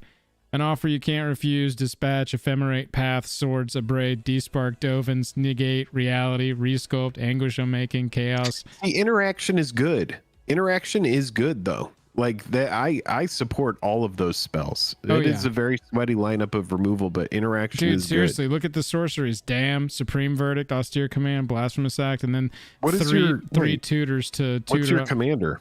My tutor here it's Will and Lucas, but they're Bjorna and Wernog, the cheaper versions. But it's Will and Lucas. These are CEDH commanders. Right. Yeah. Exactly. I chose the CDH deck, and I just built my own version of it. I got these combos in here. I wrote them down in the primer for the deck so I can look at them as I play and make sure I'm not fucking them up. But like this goes infinite for mana. This goes infinite for win. Basically, nice. I got to get Brea. Honestly, this should probably just be a Brea deck, but you know, I like it. Number one, needed to be Universes Beyond for this month, and number two, I do like having two cost commanders. It's kind of fun. Be able to drop your commander on turn 2, especially a commander like Will the Wise, where it's that ETB and leaves. You get an investigate, they get an investigate, you get more investigate, and so it's really really nice. But yeah, that's that. It looks solid. Bobby, solid. We appreciate you. Yeah, man. Thanks again for walking us through that deck. That looks fun. Hammer, are you already here? I'm here, brother. What's up? All right. How we doing? Good, man. Good. We just talked about the Morophon Elves. Hammer placed second place last month with Morophon Slivers. Is this a Sliver deck we're looking at with an absolute crap ton of shapeshifters? Sort of. Yeah. Tell us about what we've got here in front of us, because it looks a little all over the place, but second place means something was working. It looks like Slivers. Yeah. So it started out as the tribal kind of changeling tribal vibe. Okay. And I felt as we went up the ladder in like week 2, it opened some things up, and I started looking at it, and I kind of just thought, okay, what felt bad? And the changelings were fine. It was the diversity of lords that would kind of non-bow themselves. Right. So I still had some of them, but I started shifting more in like a dragon elf direction and just focusing on that. Pulled a few of the other lordy type things out of there. And in week 2, week 1, Keto played the same thing, changeling tribal, and he got ahead of me and just stayed in front. Week 2, I basically jumped out too early. I was arch enemy. I had Magda with Maskwood Nexus in play, which is just broken. Like, you get those 2 cards in play, get to untap with them, and you tap your dwarves, you make treasures, you go fetch dragons, get them in for free. It snowballs. Yeah. But I had to untap, so I got board wiped, and then my Maskwood Nexus got blown up. And it ended up being so that I went from arch enemy to not a threat at all. Yeah. So then I just kind of drifted in the background and got second place.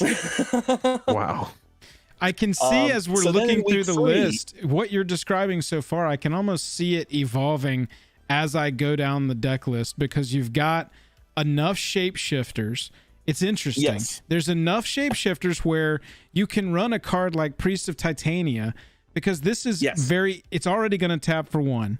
It very easily could tap for 2, and so you're already in value just for running it alongside a ton of cards like Outcast and Gladewalker and Moth Dust.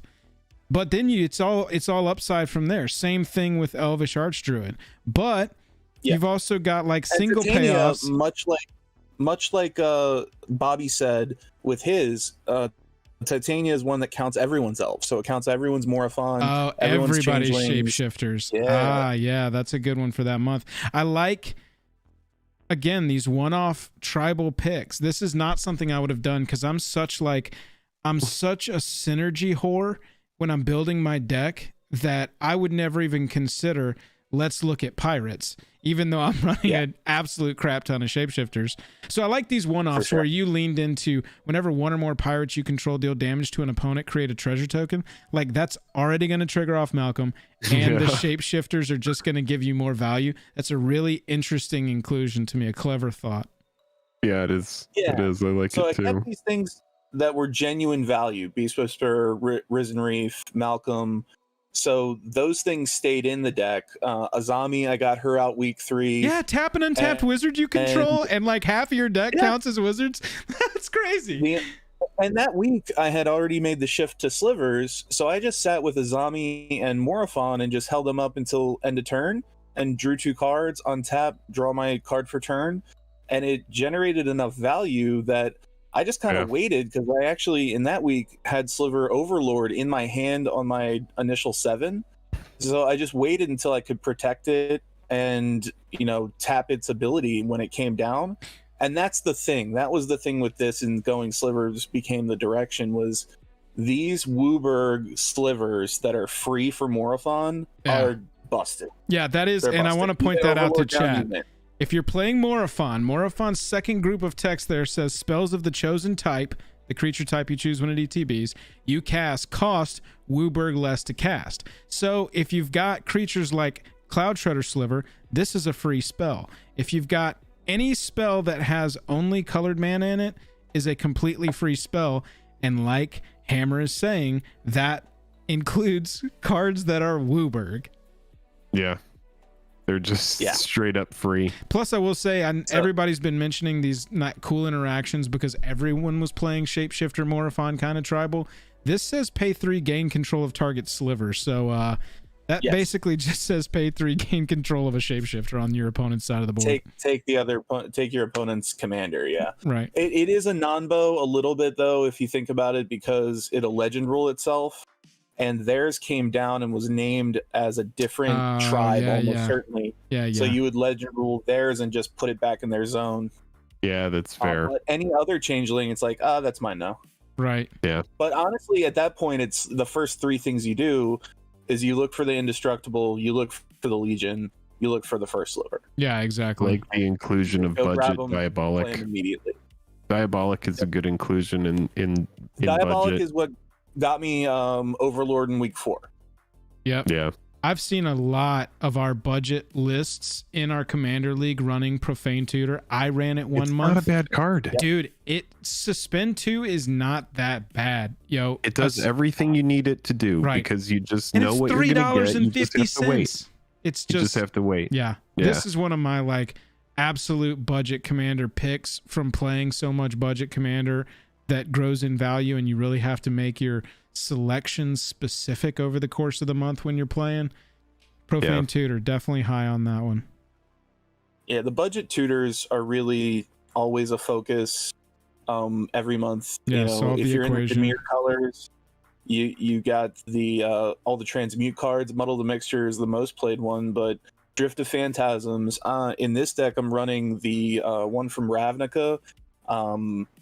It's a little further down. It's a 4 CMC, so it's a transmute for 3, and you go get any 4 CMC card, and it's any 4 in CMC, which is great because it's like, do I need an artifact? Do I need a creature? So if you run that, Muddle the Mixture and Drift of Phantasms, you got 3, 4, and 2 CMC tutors for very low value compared to things like Vampiric and stuff like that. Nice interaction package here. Heroic intervention. Lots of good. Chroma's Will, Unbreakable Formation, effects like these. I remember buying a Chroma's Wills for like $3 a piece when that set first came out, and it's such a strong card at 4 mana, and it's just something that you want to run for redundancy alongside, heroic intervention and that kind of stuff. So yeah, I love this inclusion. I'm happy to see this card on lists. I had no idea this was a $15 card now. I bought 4 boxes of Commander Legends when it came out, and we opened so many of these, and they were pretty budget at the time. Like you said, $4 or $5 around the set. Yeah. I can't believe it. Well, no, I can believe it's gotten up into the $15 range because those effects. Giving indestructible to the team and commander is always so good. At instant speed. It's At always so instant speed. stupidly overpowered. Yeah. And protection from all colors. Yeah. Like, It's come on. just so it's so much Did you value. get to play Pyre of Heroes at all? I didn't, and Bobby was running that too, and that's one of those repeatable tutors that I didn't get to put it down. But in Changelings, it's like, what Changeling do I need? And since you sack a Changeling and it can't count as anything, what other thing do I need? It made perfect sense. Yeah. Did you ever play Coat of Arms? I didn't. That was a week 4. Oh, that card is busted. Dude, this is the kind of card before, I would have not run this just on principle because I wouldn't have wanted to do the math. Even if I'm just running tribal, I don't like doing the math for Coat of Arms. But if it says each creature, and that applies to everybody's team. So you play that for 5, and we've got 15 minutes of doing damn math to continue the game. Math is for blockers. Except it's for everyone and attackers here too, because it shares a creature type with it. Each other creature in play. Shapeshifters are everything. Oh God.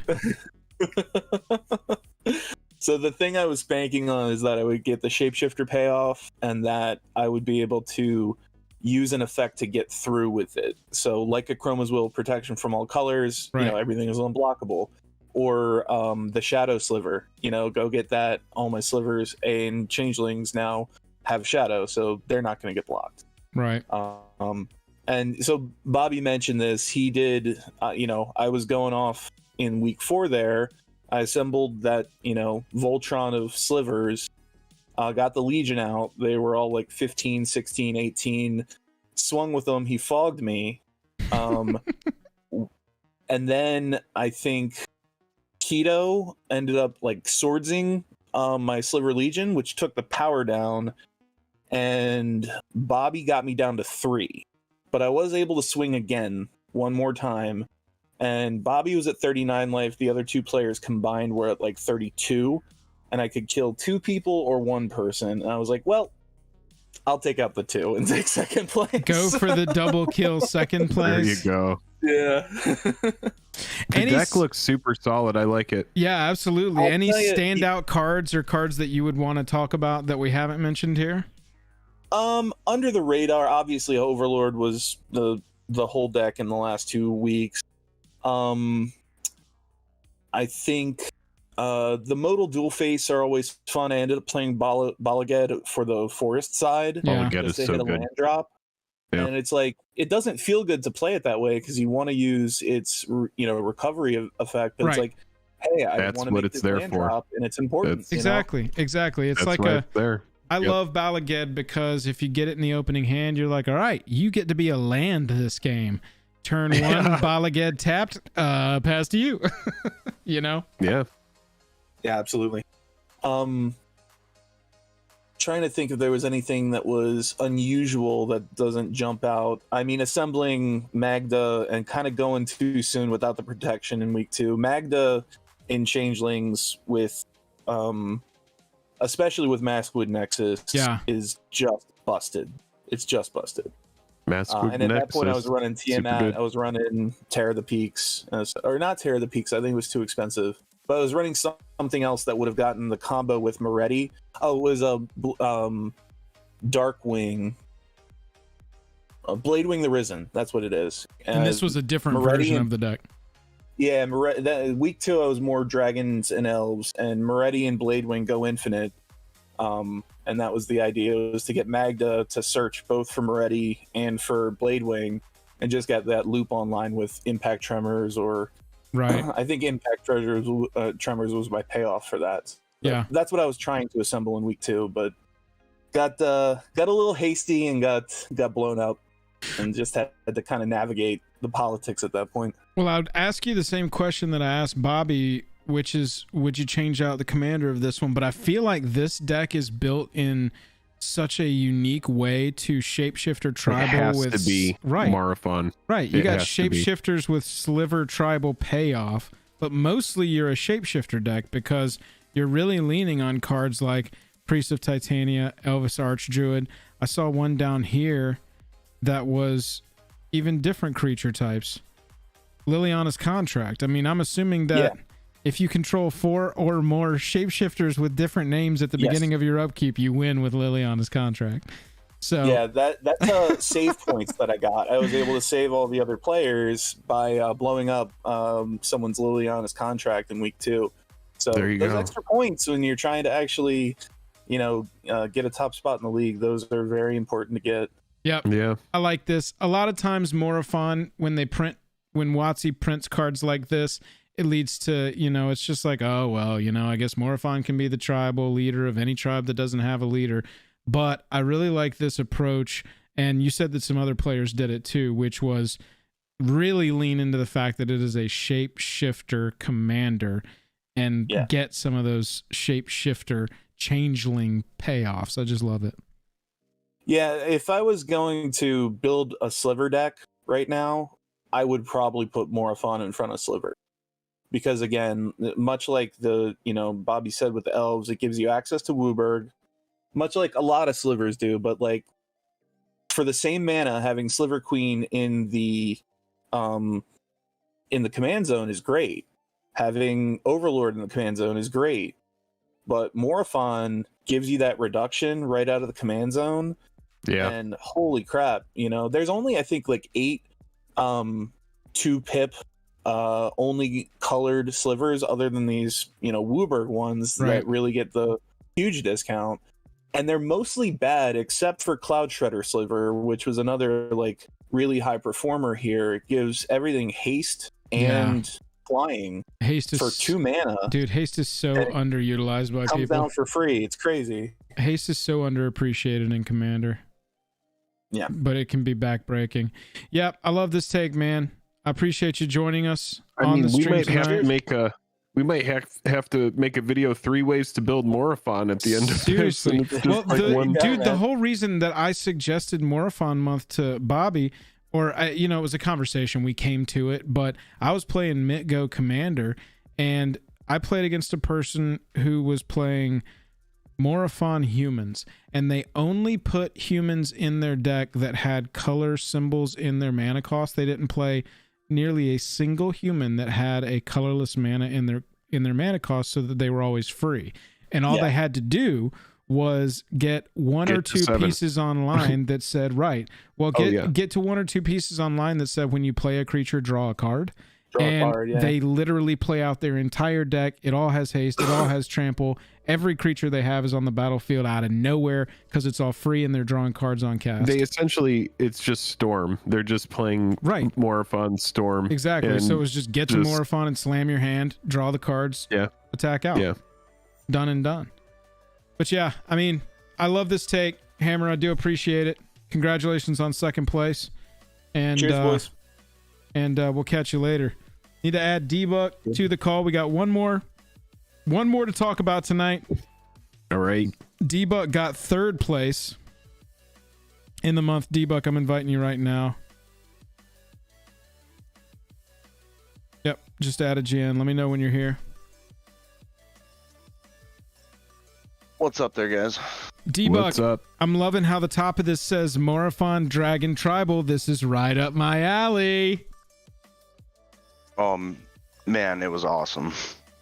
All right, so did you start the month as I'm going Dragon Tribal? Sort of tell us the story of your deck over the month, and we'll take a look at it. So it definitely had to be cheap on the mana base. Dragon's freaking expensive. Dude, they're ridiculous. so expensive. I went heavy on ones. ramp because I knew people were going to be playing like Elf and Changeling and low on the curve, so very heavy on the ramp so that I can get up there to the dragons. And I like to fling damage, so Dude, me War too. Storm Surge, Scourge of Valkis, things like that. If you're playing big mana, you should be playing War Storm Surge. That's just, if you're playing big mana and big butts, and So I got a fun story for you, Joel. Yeah, hit us. Sudden spoiling. Yeah. I believe it was Keto or Kirknull, or they used a card that basically turned every creature they had into target creature, any on the battlefield. So they chose my Scourge of Valkis and turned like 10 creatures into Scourge of Valkis. and then we're about to play their next creature, and I just sudden spoiled it and turned all their creatures to no abilities. So save the table. So you definitely had a good sudden spoiling moment, huh? Yeah, won the game for me. Because the next turn around, I just probably one of the best dragons that I played was Astral Dragon, blue. Astral Dragon, flying 4/4 for 8 mana. When it ETBs, create 2 tokens that are copies of target non-creature permanent, except they're 3/3 dragon creatures in addition to their other types. So you do put not 10 power on the battlefield, and you get 2 tokens that are copies of non-creature permanents. What were you copying? I won 2 weeks with this. I copied Warstorm Surge. Oh my god! and I already had Scourge of the Valkus out on the battlefield, and then the other week I had Terror of the Peaks out on the battlefield. Oh my god, dude! You were just like fire. Just throwing damage. It was a lot of fun. Will you show me Scourge of Valkus? I want to look at that one more time. Absolutely. I keep hearing. When it or another dragon ETBs under your control, it deals X to any target where X is the number of dragons you control. Yeah, that card is brutal and busted. There's a couple fun combos in there, especially with Scion of the Ur Dragon. Niv Mizzet and Curiosity just starts pinging stuff and drawing cards. Yeah, that's almost an infinite, isn't it?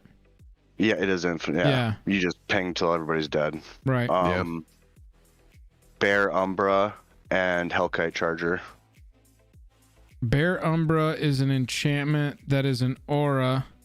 Gets +2/+2. All my lands. Yeah, whenever it attacks, you untap all lands you control, and you combined it with what dragon?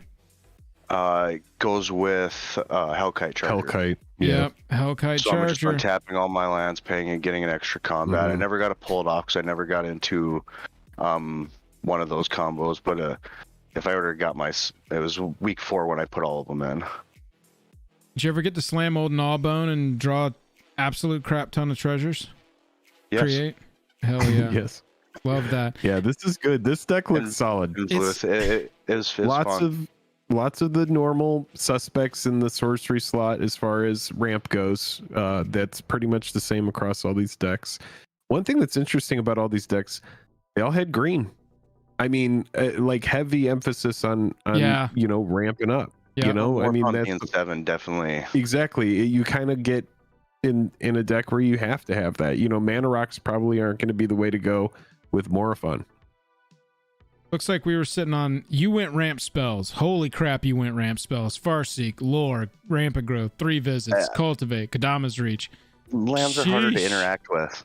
Yeah. No kidding.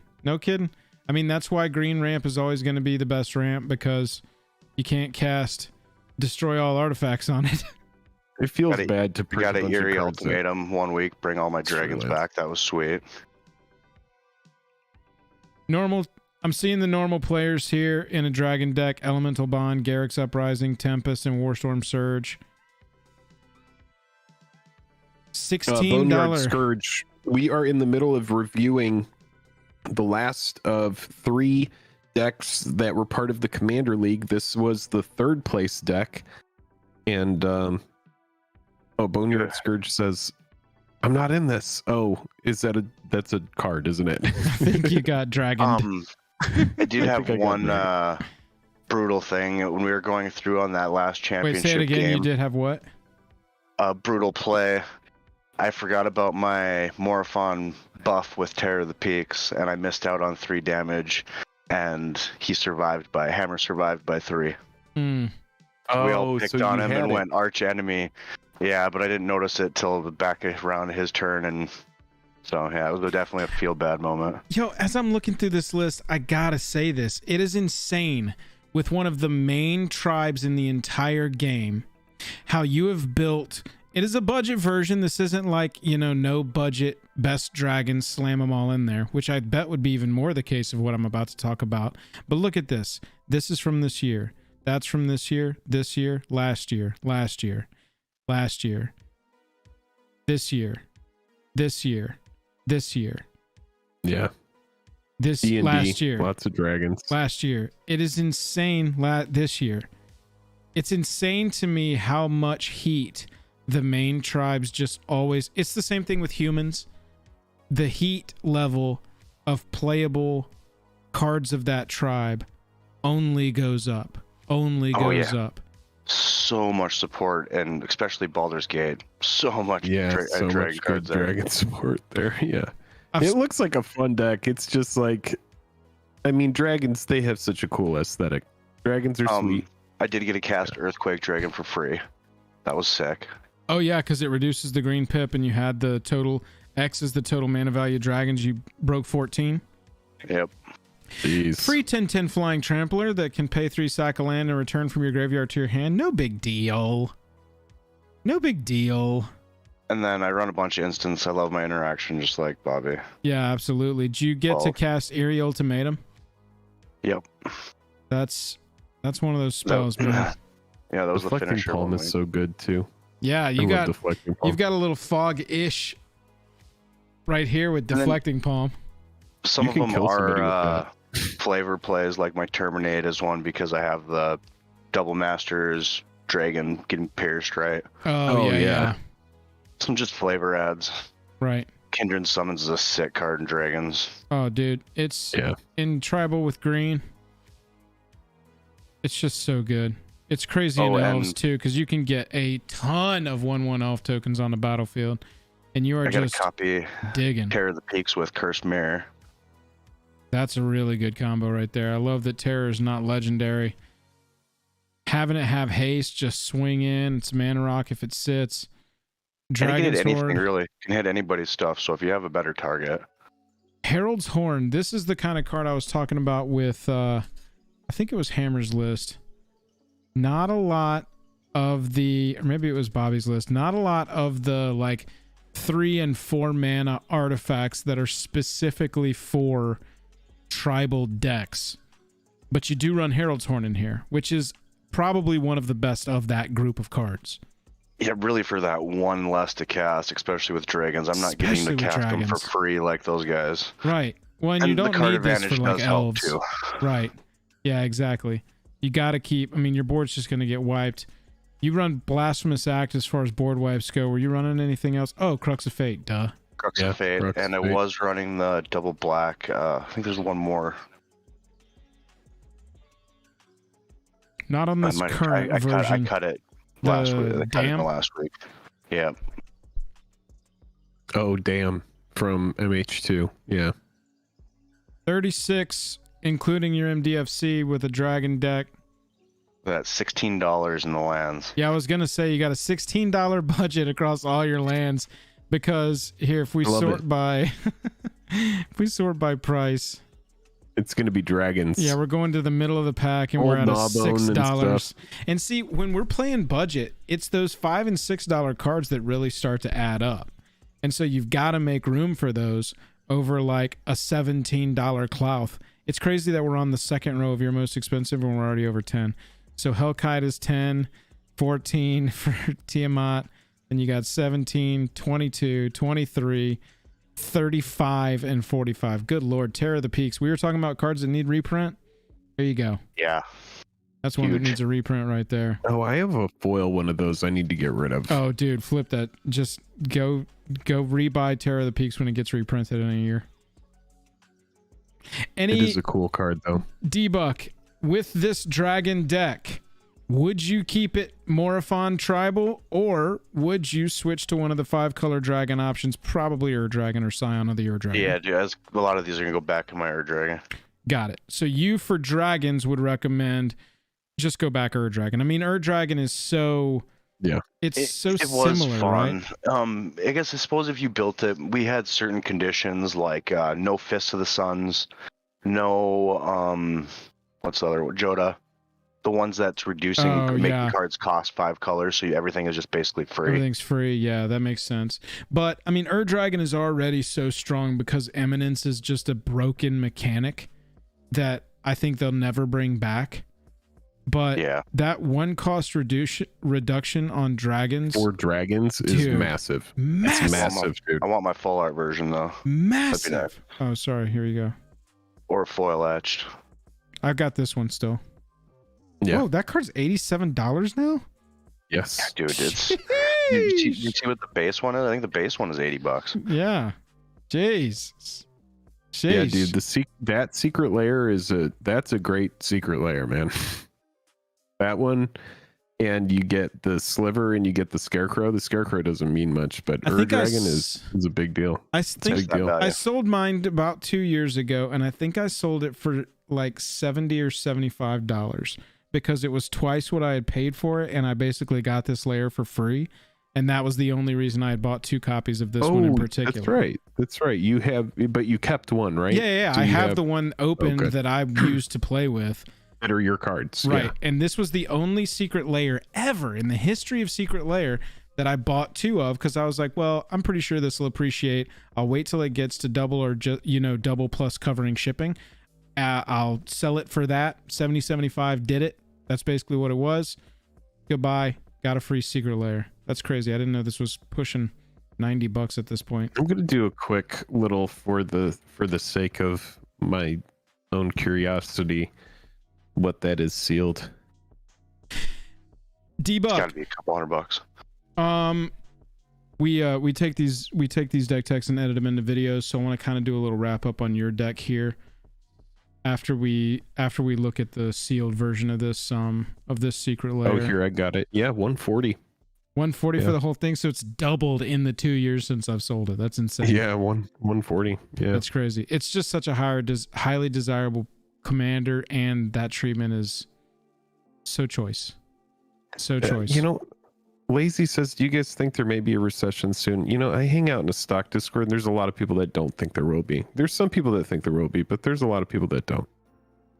It's up in the air. We don't know. So Debug, placing third with Morophon Dragons, is there anything you'd change about this version of the deck other than just swapping out the commander for Dragon? Any other heavy hitters you really loved in the deck? Go down to instance. Yeah.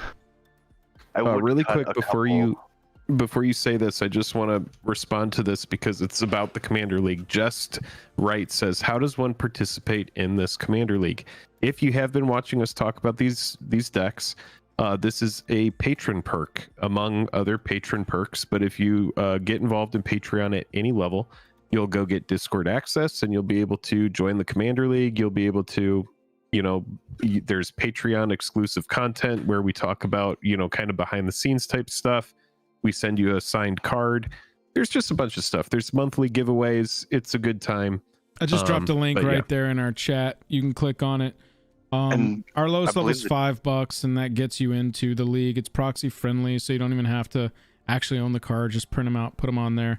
They're legible over spell table to other players. Wildly acceptable. Yep. Just joining the Discord's free, which is sweet. Yep, and you can join the Discord for free. I do want to shout out, Jake already did, but Pax24, Peyton Palmer, and 5'9" all joined our Discord today, so thank you very much for that support. We really do appreciate it. With Jake holding Mr. Bill, playing maybe something like Cat Tribal. Yeah. Talka, you were going to talk about the instance. The Droka's command was just too situational that I wish I would have just cut it, but I have the, for Dragon theme for fun. Oh, Dromoka's command. I could see that. Yeah, prevent all damage is what I was trying to go for, but it really this month everyone was really creature heavy based. It just wasn't a good card for. Yeah, and when you want target for artifact or enchantment, you don't want sack. That's like it's tough. Yeah, Saxon enchantment is tough. You want to be able to hit that one that's absolutely breaking your back, not like a Utopia Sprawl or something on their land. Yeah. The fight and the prevent were the two things that I was hoping for the most for. But I have Beast Within, Chaos War. Oh yeah, you've got all the removal package there. These uncommon dragons, before I let you go. ETBs create a treasure. Counter target activated or triggered ability, so you got a stifle on a 6 mana 4/4 flying trampler, and then this dies, search for a dragon and reveal it, put it in your hand. Did you get play out of these three? The Mirror List I got a good play out of. I held up Emerald Dragon one time, and I wish I never did it because I was gonna end up using it on somebody's Skull Clamp, so they wouldn't have been able to draw, and then I was gonna cast them my next turn. But yeah, never worked out. I gotcha. Well, Debug, we appreciate you joining us. Congratulations on getting third this month, and thank you for talking us through your Morophon dragon deck. Debug loves dragons. Debug loves dragons. Oh, dude, definitely the dragon guy, faux show. I would love to play my CDH Vrondis deck sometime too. No budget. We should just do no budget one time. Yeah, right. Do a CDH budget month or CDH month. CDH no budget. Yeah, it's Go basically this month we are basically playing CDH month, but we've got the stipulation of the Universes Beyond commanders. I was telling Bobby after we played, I was like, I on Universes Beyond month kind of just want to see the cool Universes Beyond commanders do things, and we're sitting here like leaving mana back to counter spell and comboing up on turn 7 to win. And I also want to play that too. I want to play CDH, but I just think that in the future I want to split those months up so we can have like flavorful Universes Beyond decks that run fun cards that are, you know, in universe for that or make sense, kind of a joke or something. And then we can also run a CDH month where it's just like, look, we're going for 35-minute games, baby. Let's roll. Just go no budget month, but ban a couple of the combos that you think would be the most degenerate that are probably we already house ban Thoracle, so we try and keep a good lid on it. Yeah. No, that sounds really fun. That sounds cool. This deck looks solid, and congrats, Debug. This is a good one. Thanks, Jake. I tried to donate my league win to you so you'd get to automatic entry in to the tournament. You know, probably wasn't having it. I am going to come back to this now that well, you know, we're not going to get into it much on the stream, but we've kind of like switched up like workflow a little bit, and there's like a couple things that are changing. So I definitely want to be able to do this. This is something that's fun. I've only got to do it once, and so yeah, I do need to play more. That's right. Mr. Buzzfuzz is correct. Jake needs a shirt that says attack Joel first, kill Joel first. Always kill Joel first. Joel, but you weren't in the top here. And I need to play. I didn't play this month, and I need to. Oh, got it. I need to get a shirt that says Jake doesn't play Commander. Don't listen to Jake. I do a little bit. Hey, we're a good team because of all the things we talked about earlier. You have the finance knowledge. I come from my own and collect perspective. I got the Commander knowledge. We got each other's backs. I absolutely know how to evaluate a good card, but here's the thing is like I do need to play more Commander.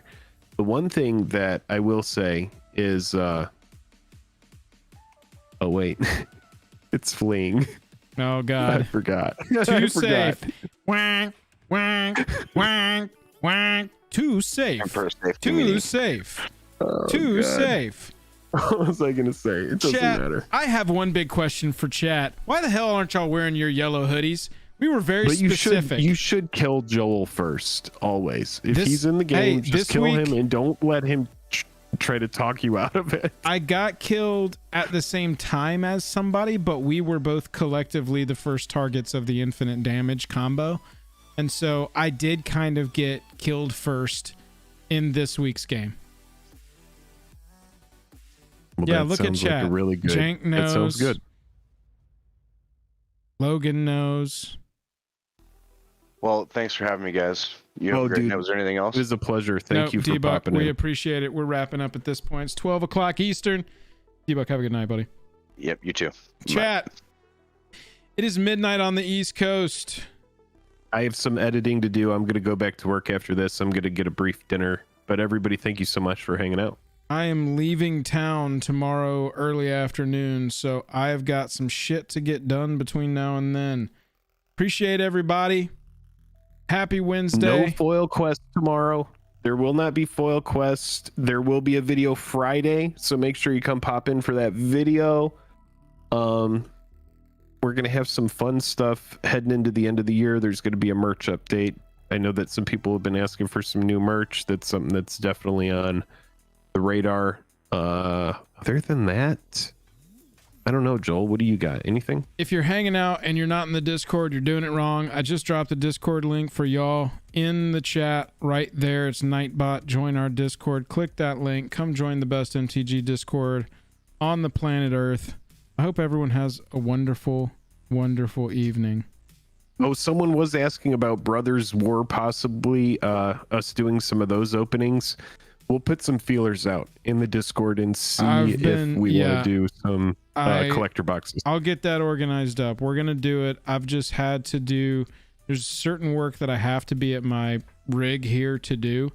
And since I'm gone Thursday through Sunday, I had to get a bunch of shorts made in advance. So I've been focused on creating this week and not so much of the back end shit. So there will be a post, patrons, on Discord probably tomorrow. I'll be able to get some stuff done in the car tomorrow, business shit, and we'll get those ordered up. Basically, we didn't do it like a month and a half ago, so we're just waiting for prices to go back down because we're not gonna overpay for these boxes. But we can probably track down a case. I can get with Chicken Richard or Bobby or somebody. We can probably track down a case for a good price. Get at least 6 entries going, and we'll see how many people want to join past that, because normally with full quests, new sets, we want to max out at 2 episodes, prefer 1 episode, but you know, first come first serve on that. We'll figure it out. Probably like maximum of like 12 to 14 boxes total, something like that. Yeah, that would be the absolute ceiling that I would want to do for that. But I do want to chase some shattered glass ones. Yeah, same. I would like to chase some serialized cards. Jenks says he hit level 80 today. I'm guessing that's in WoW. Grats on dinging level 80. Or in Discord. All right, chat. That's it. We'll wrap it up. Everybody have a good night. Good night. Thank y'all for hanging out. I hope you enjoyed the show. Love y'all, mean it. We're going to turn this up as we go. Boom. I'm shutting down the lights. Lights are down. The lights. Camera going out. The lights. Camera shutting off. Turning all of the lights off. Look at that. Look, the camera shut off now. You can still hear me, but the camera is gone. Can't even see on it. It just says no signal. Yeah, look, I'll turn my camera. Now I have no camera. Now we're just vibing to the tunes. I never had tunes the entire time. Not once. Yeah, no, I can't like share music to you. I can only share screen. You never shared your tunes to me. This is the good night. Good night, everyone. Good night. This is nice. Thank you for sitting here and watching. It's kind of serene in here. A black screen. This is like that Netflix show Love is Blind. This is exactly like Love is Blind. My wife is obsessed with that show, by the way. That show is such degenerate TV. By the end of it, like, everyone's on fire. Welcome to Jam After Dark. You will never see our faces. You will only hear the music. Yeah, this is just... It's really cool. What shape are you? I'm a rock. What shape am I? A polyhedral. Nice. I don't know what that is. That's cool. Welcome back to Jam is Blind. Jake and I are trying to determine if we love each other without seeing our bodies. He'll never get to see my nipples before we're engaged. You sound really nice. You sound special. Would you stand in front of the rectangle, please? Do you like food? I like food. Wait a minute. Are you exercising right now? Wait. I'm trying to have a conversation with you. Are you exercising while I'm trying to bare my soul to you? Look, I love you, but I am not willing to make a single possible change in my life to be with you. Well, look, I was traveling all over the world. I had spent a couple days in Germany, and then I was like on a quick flight to London, and there was a lot of alcohol involved, and I was just go, and the business was really taking off, and I'm not willing to change either. MTG Gaming, Bob says, was doing some serious playtesting on a new format we're working on. Yeah, I gotta tell you about that new format.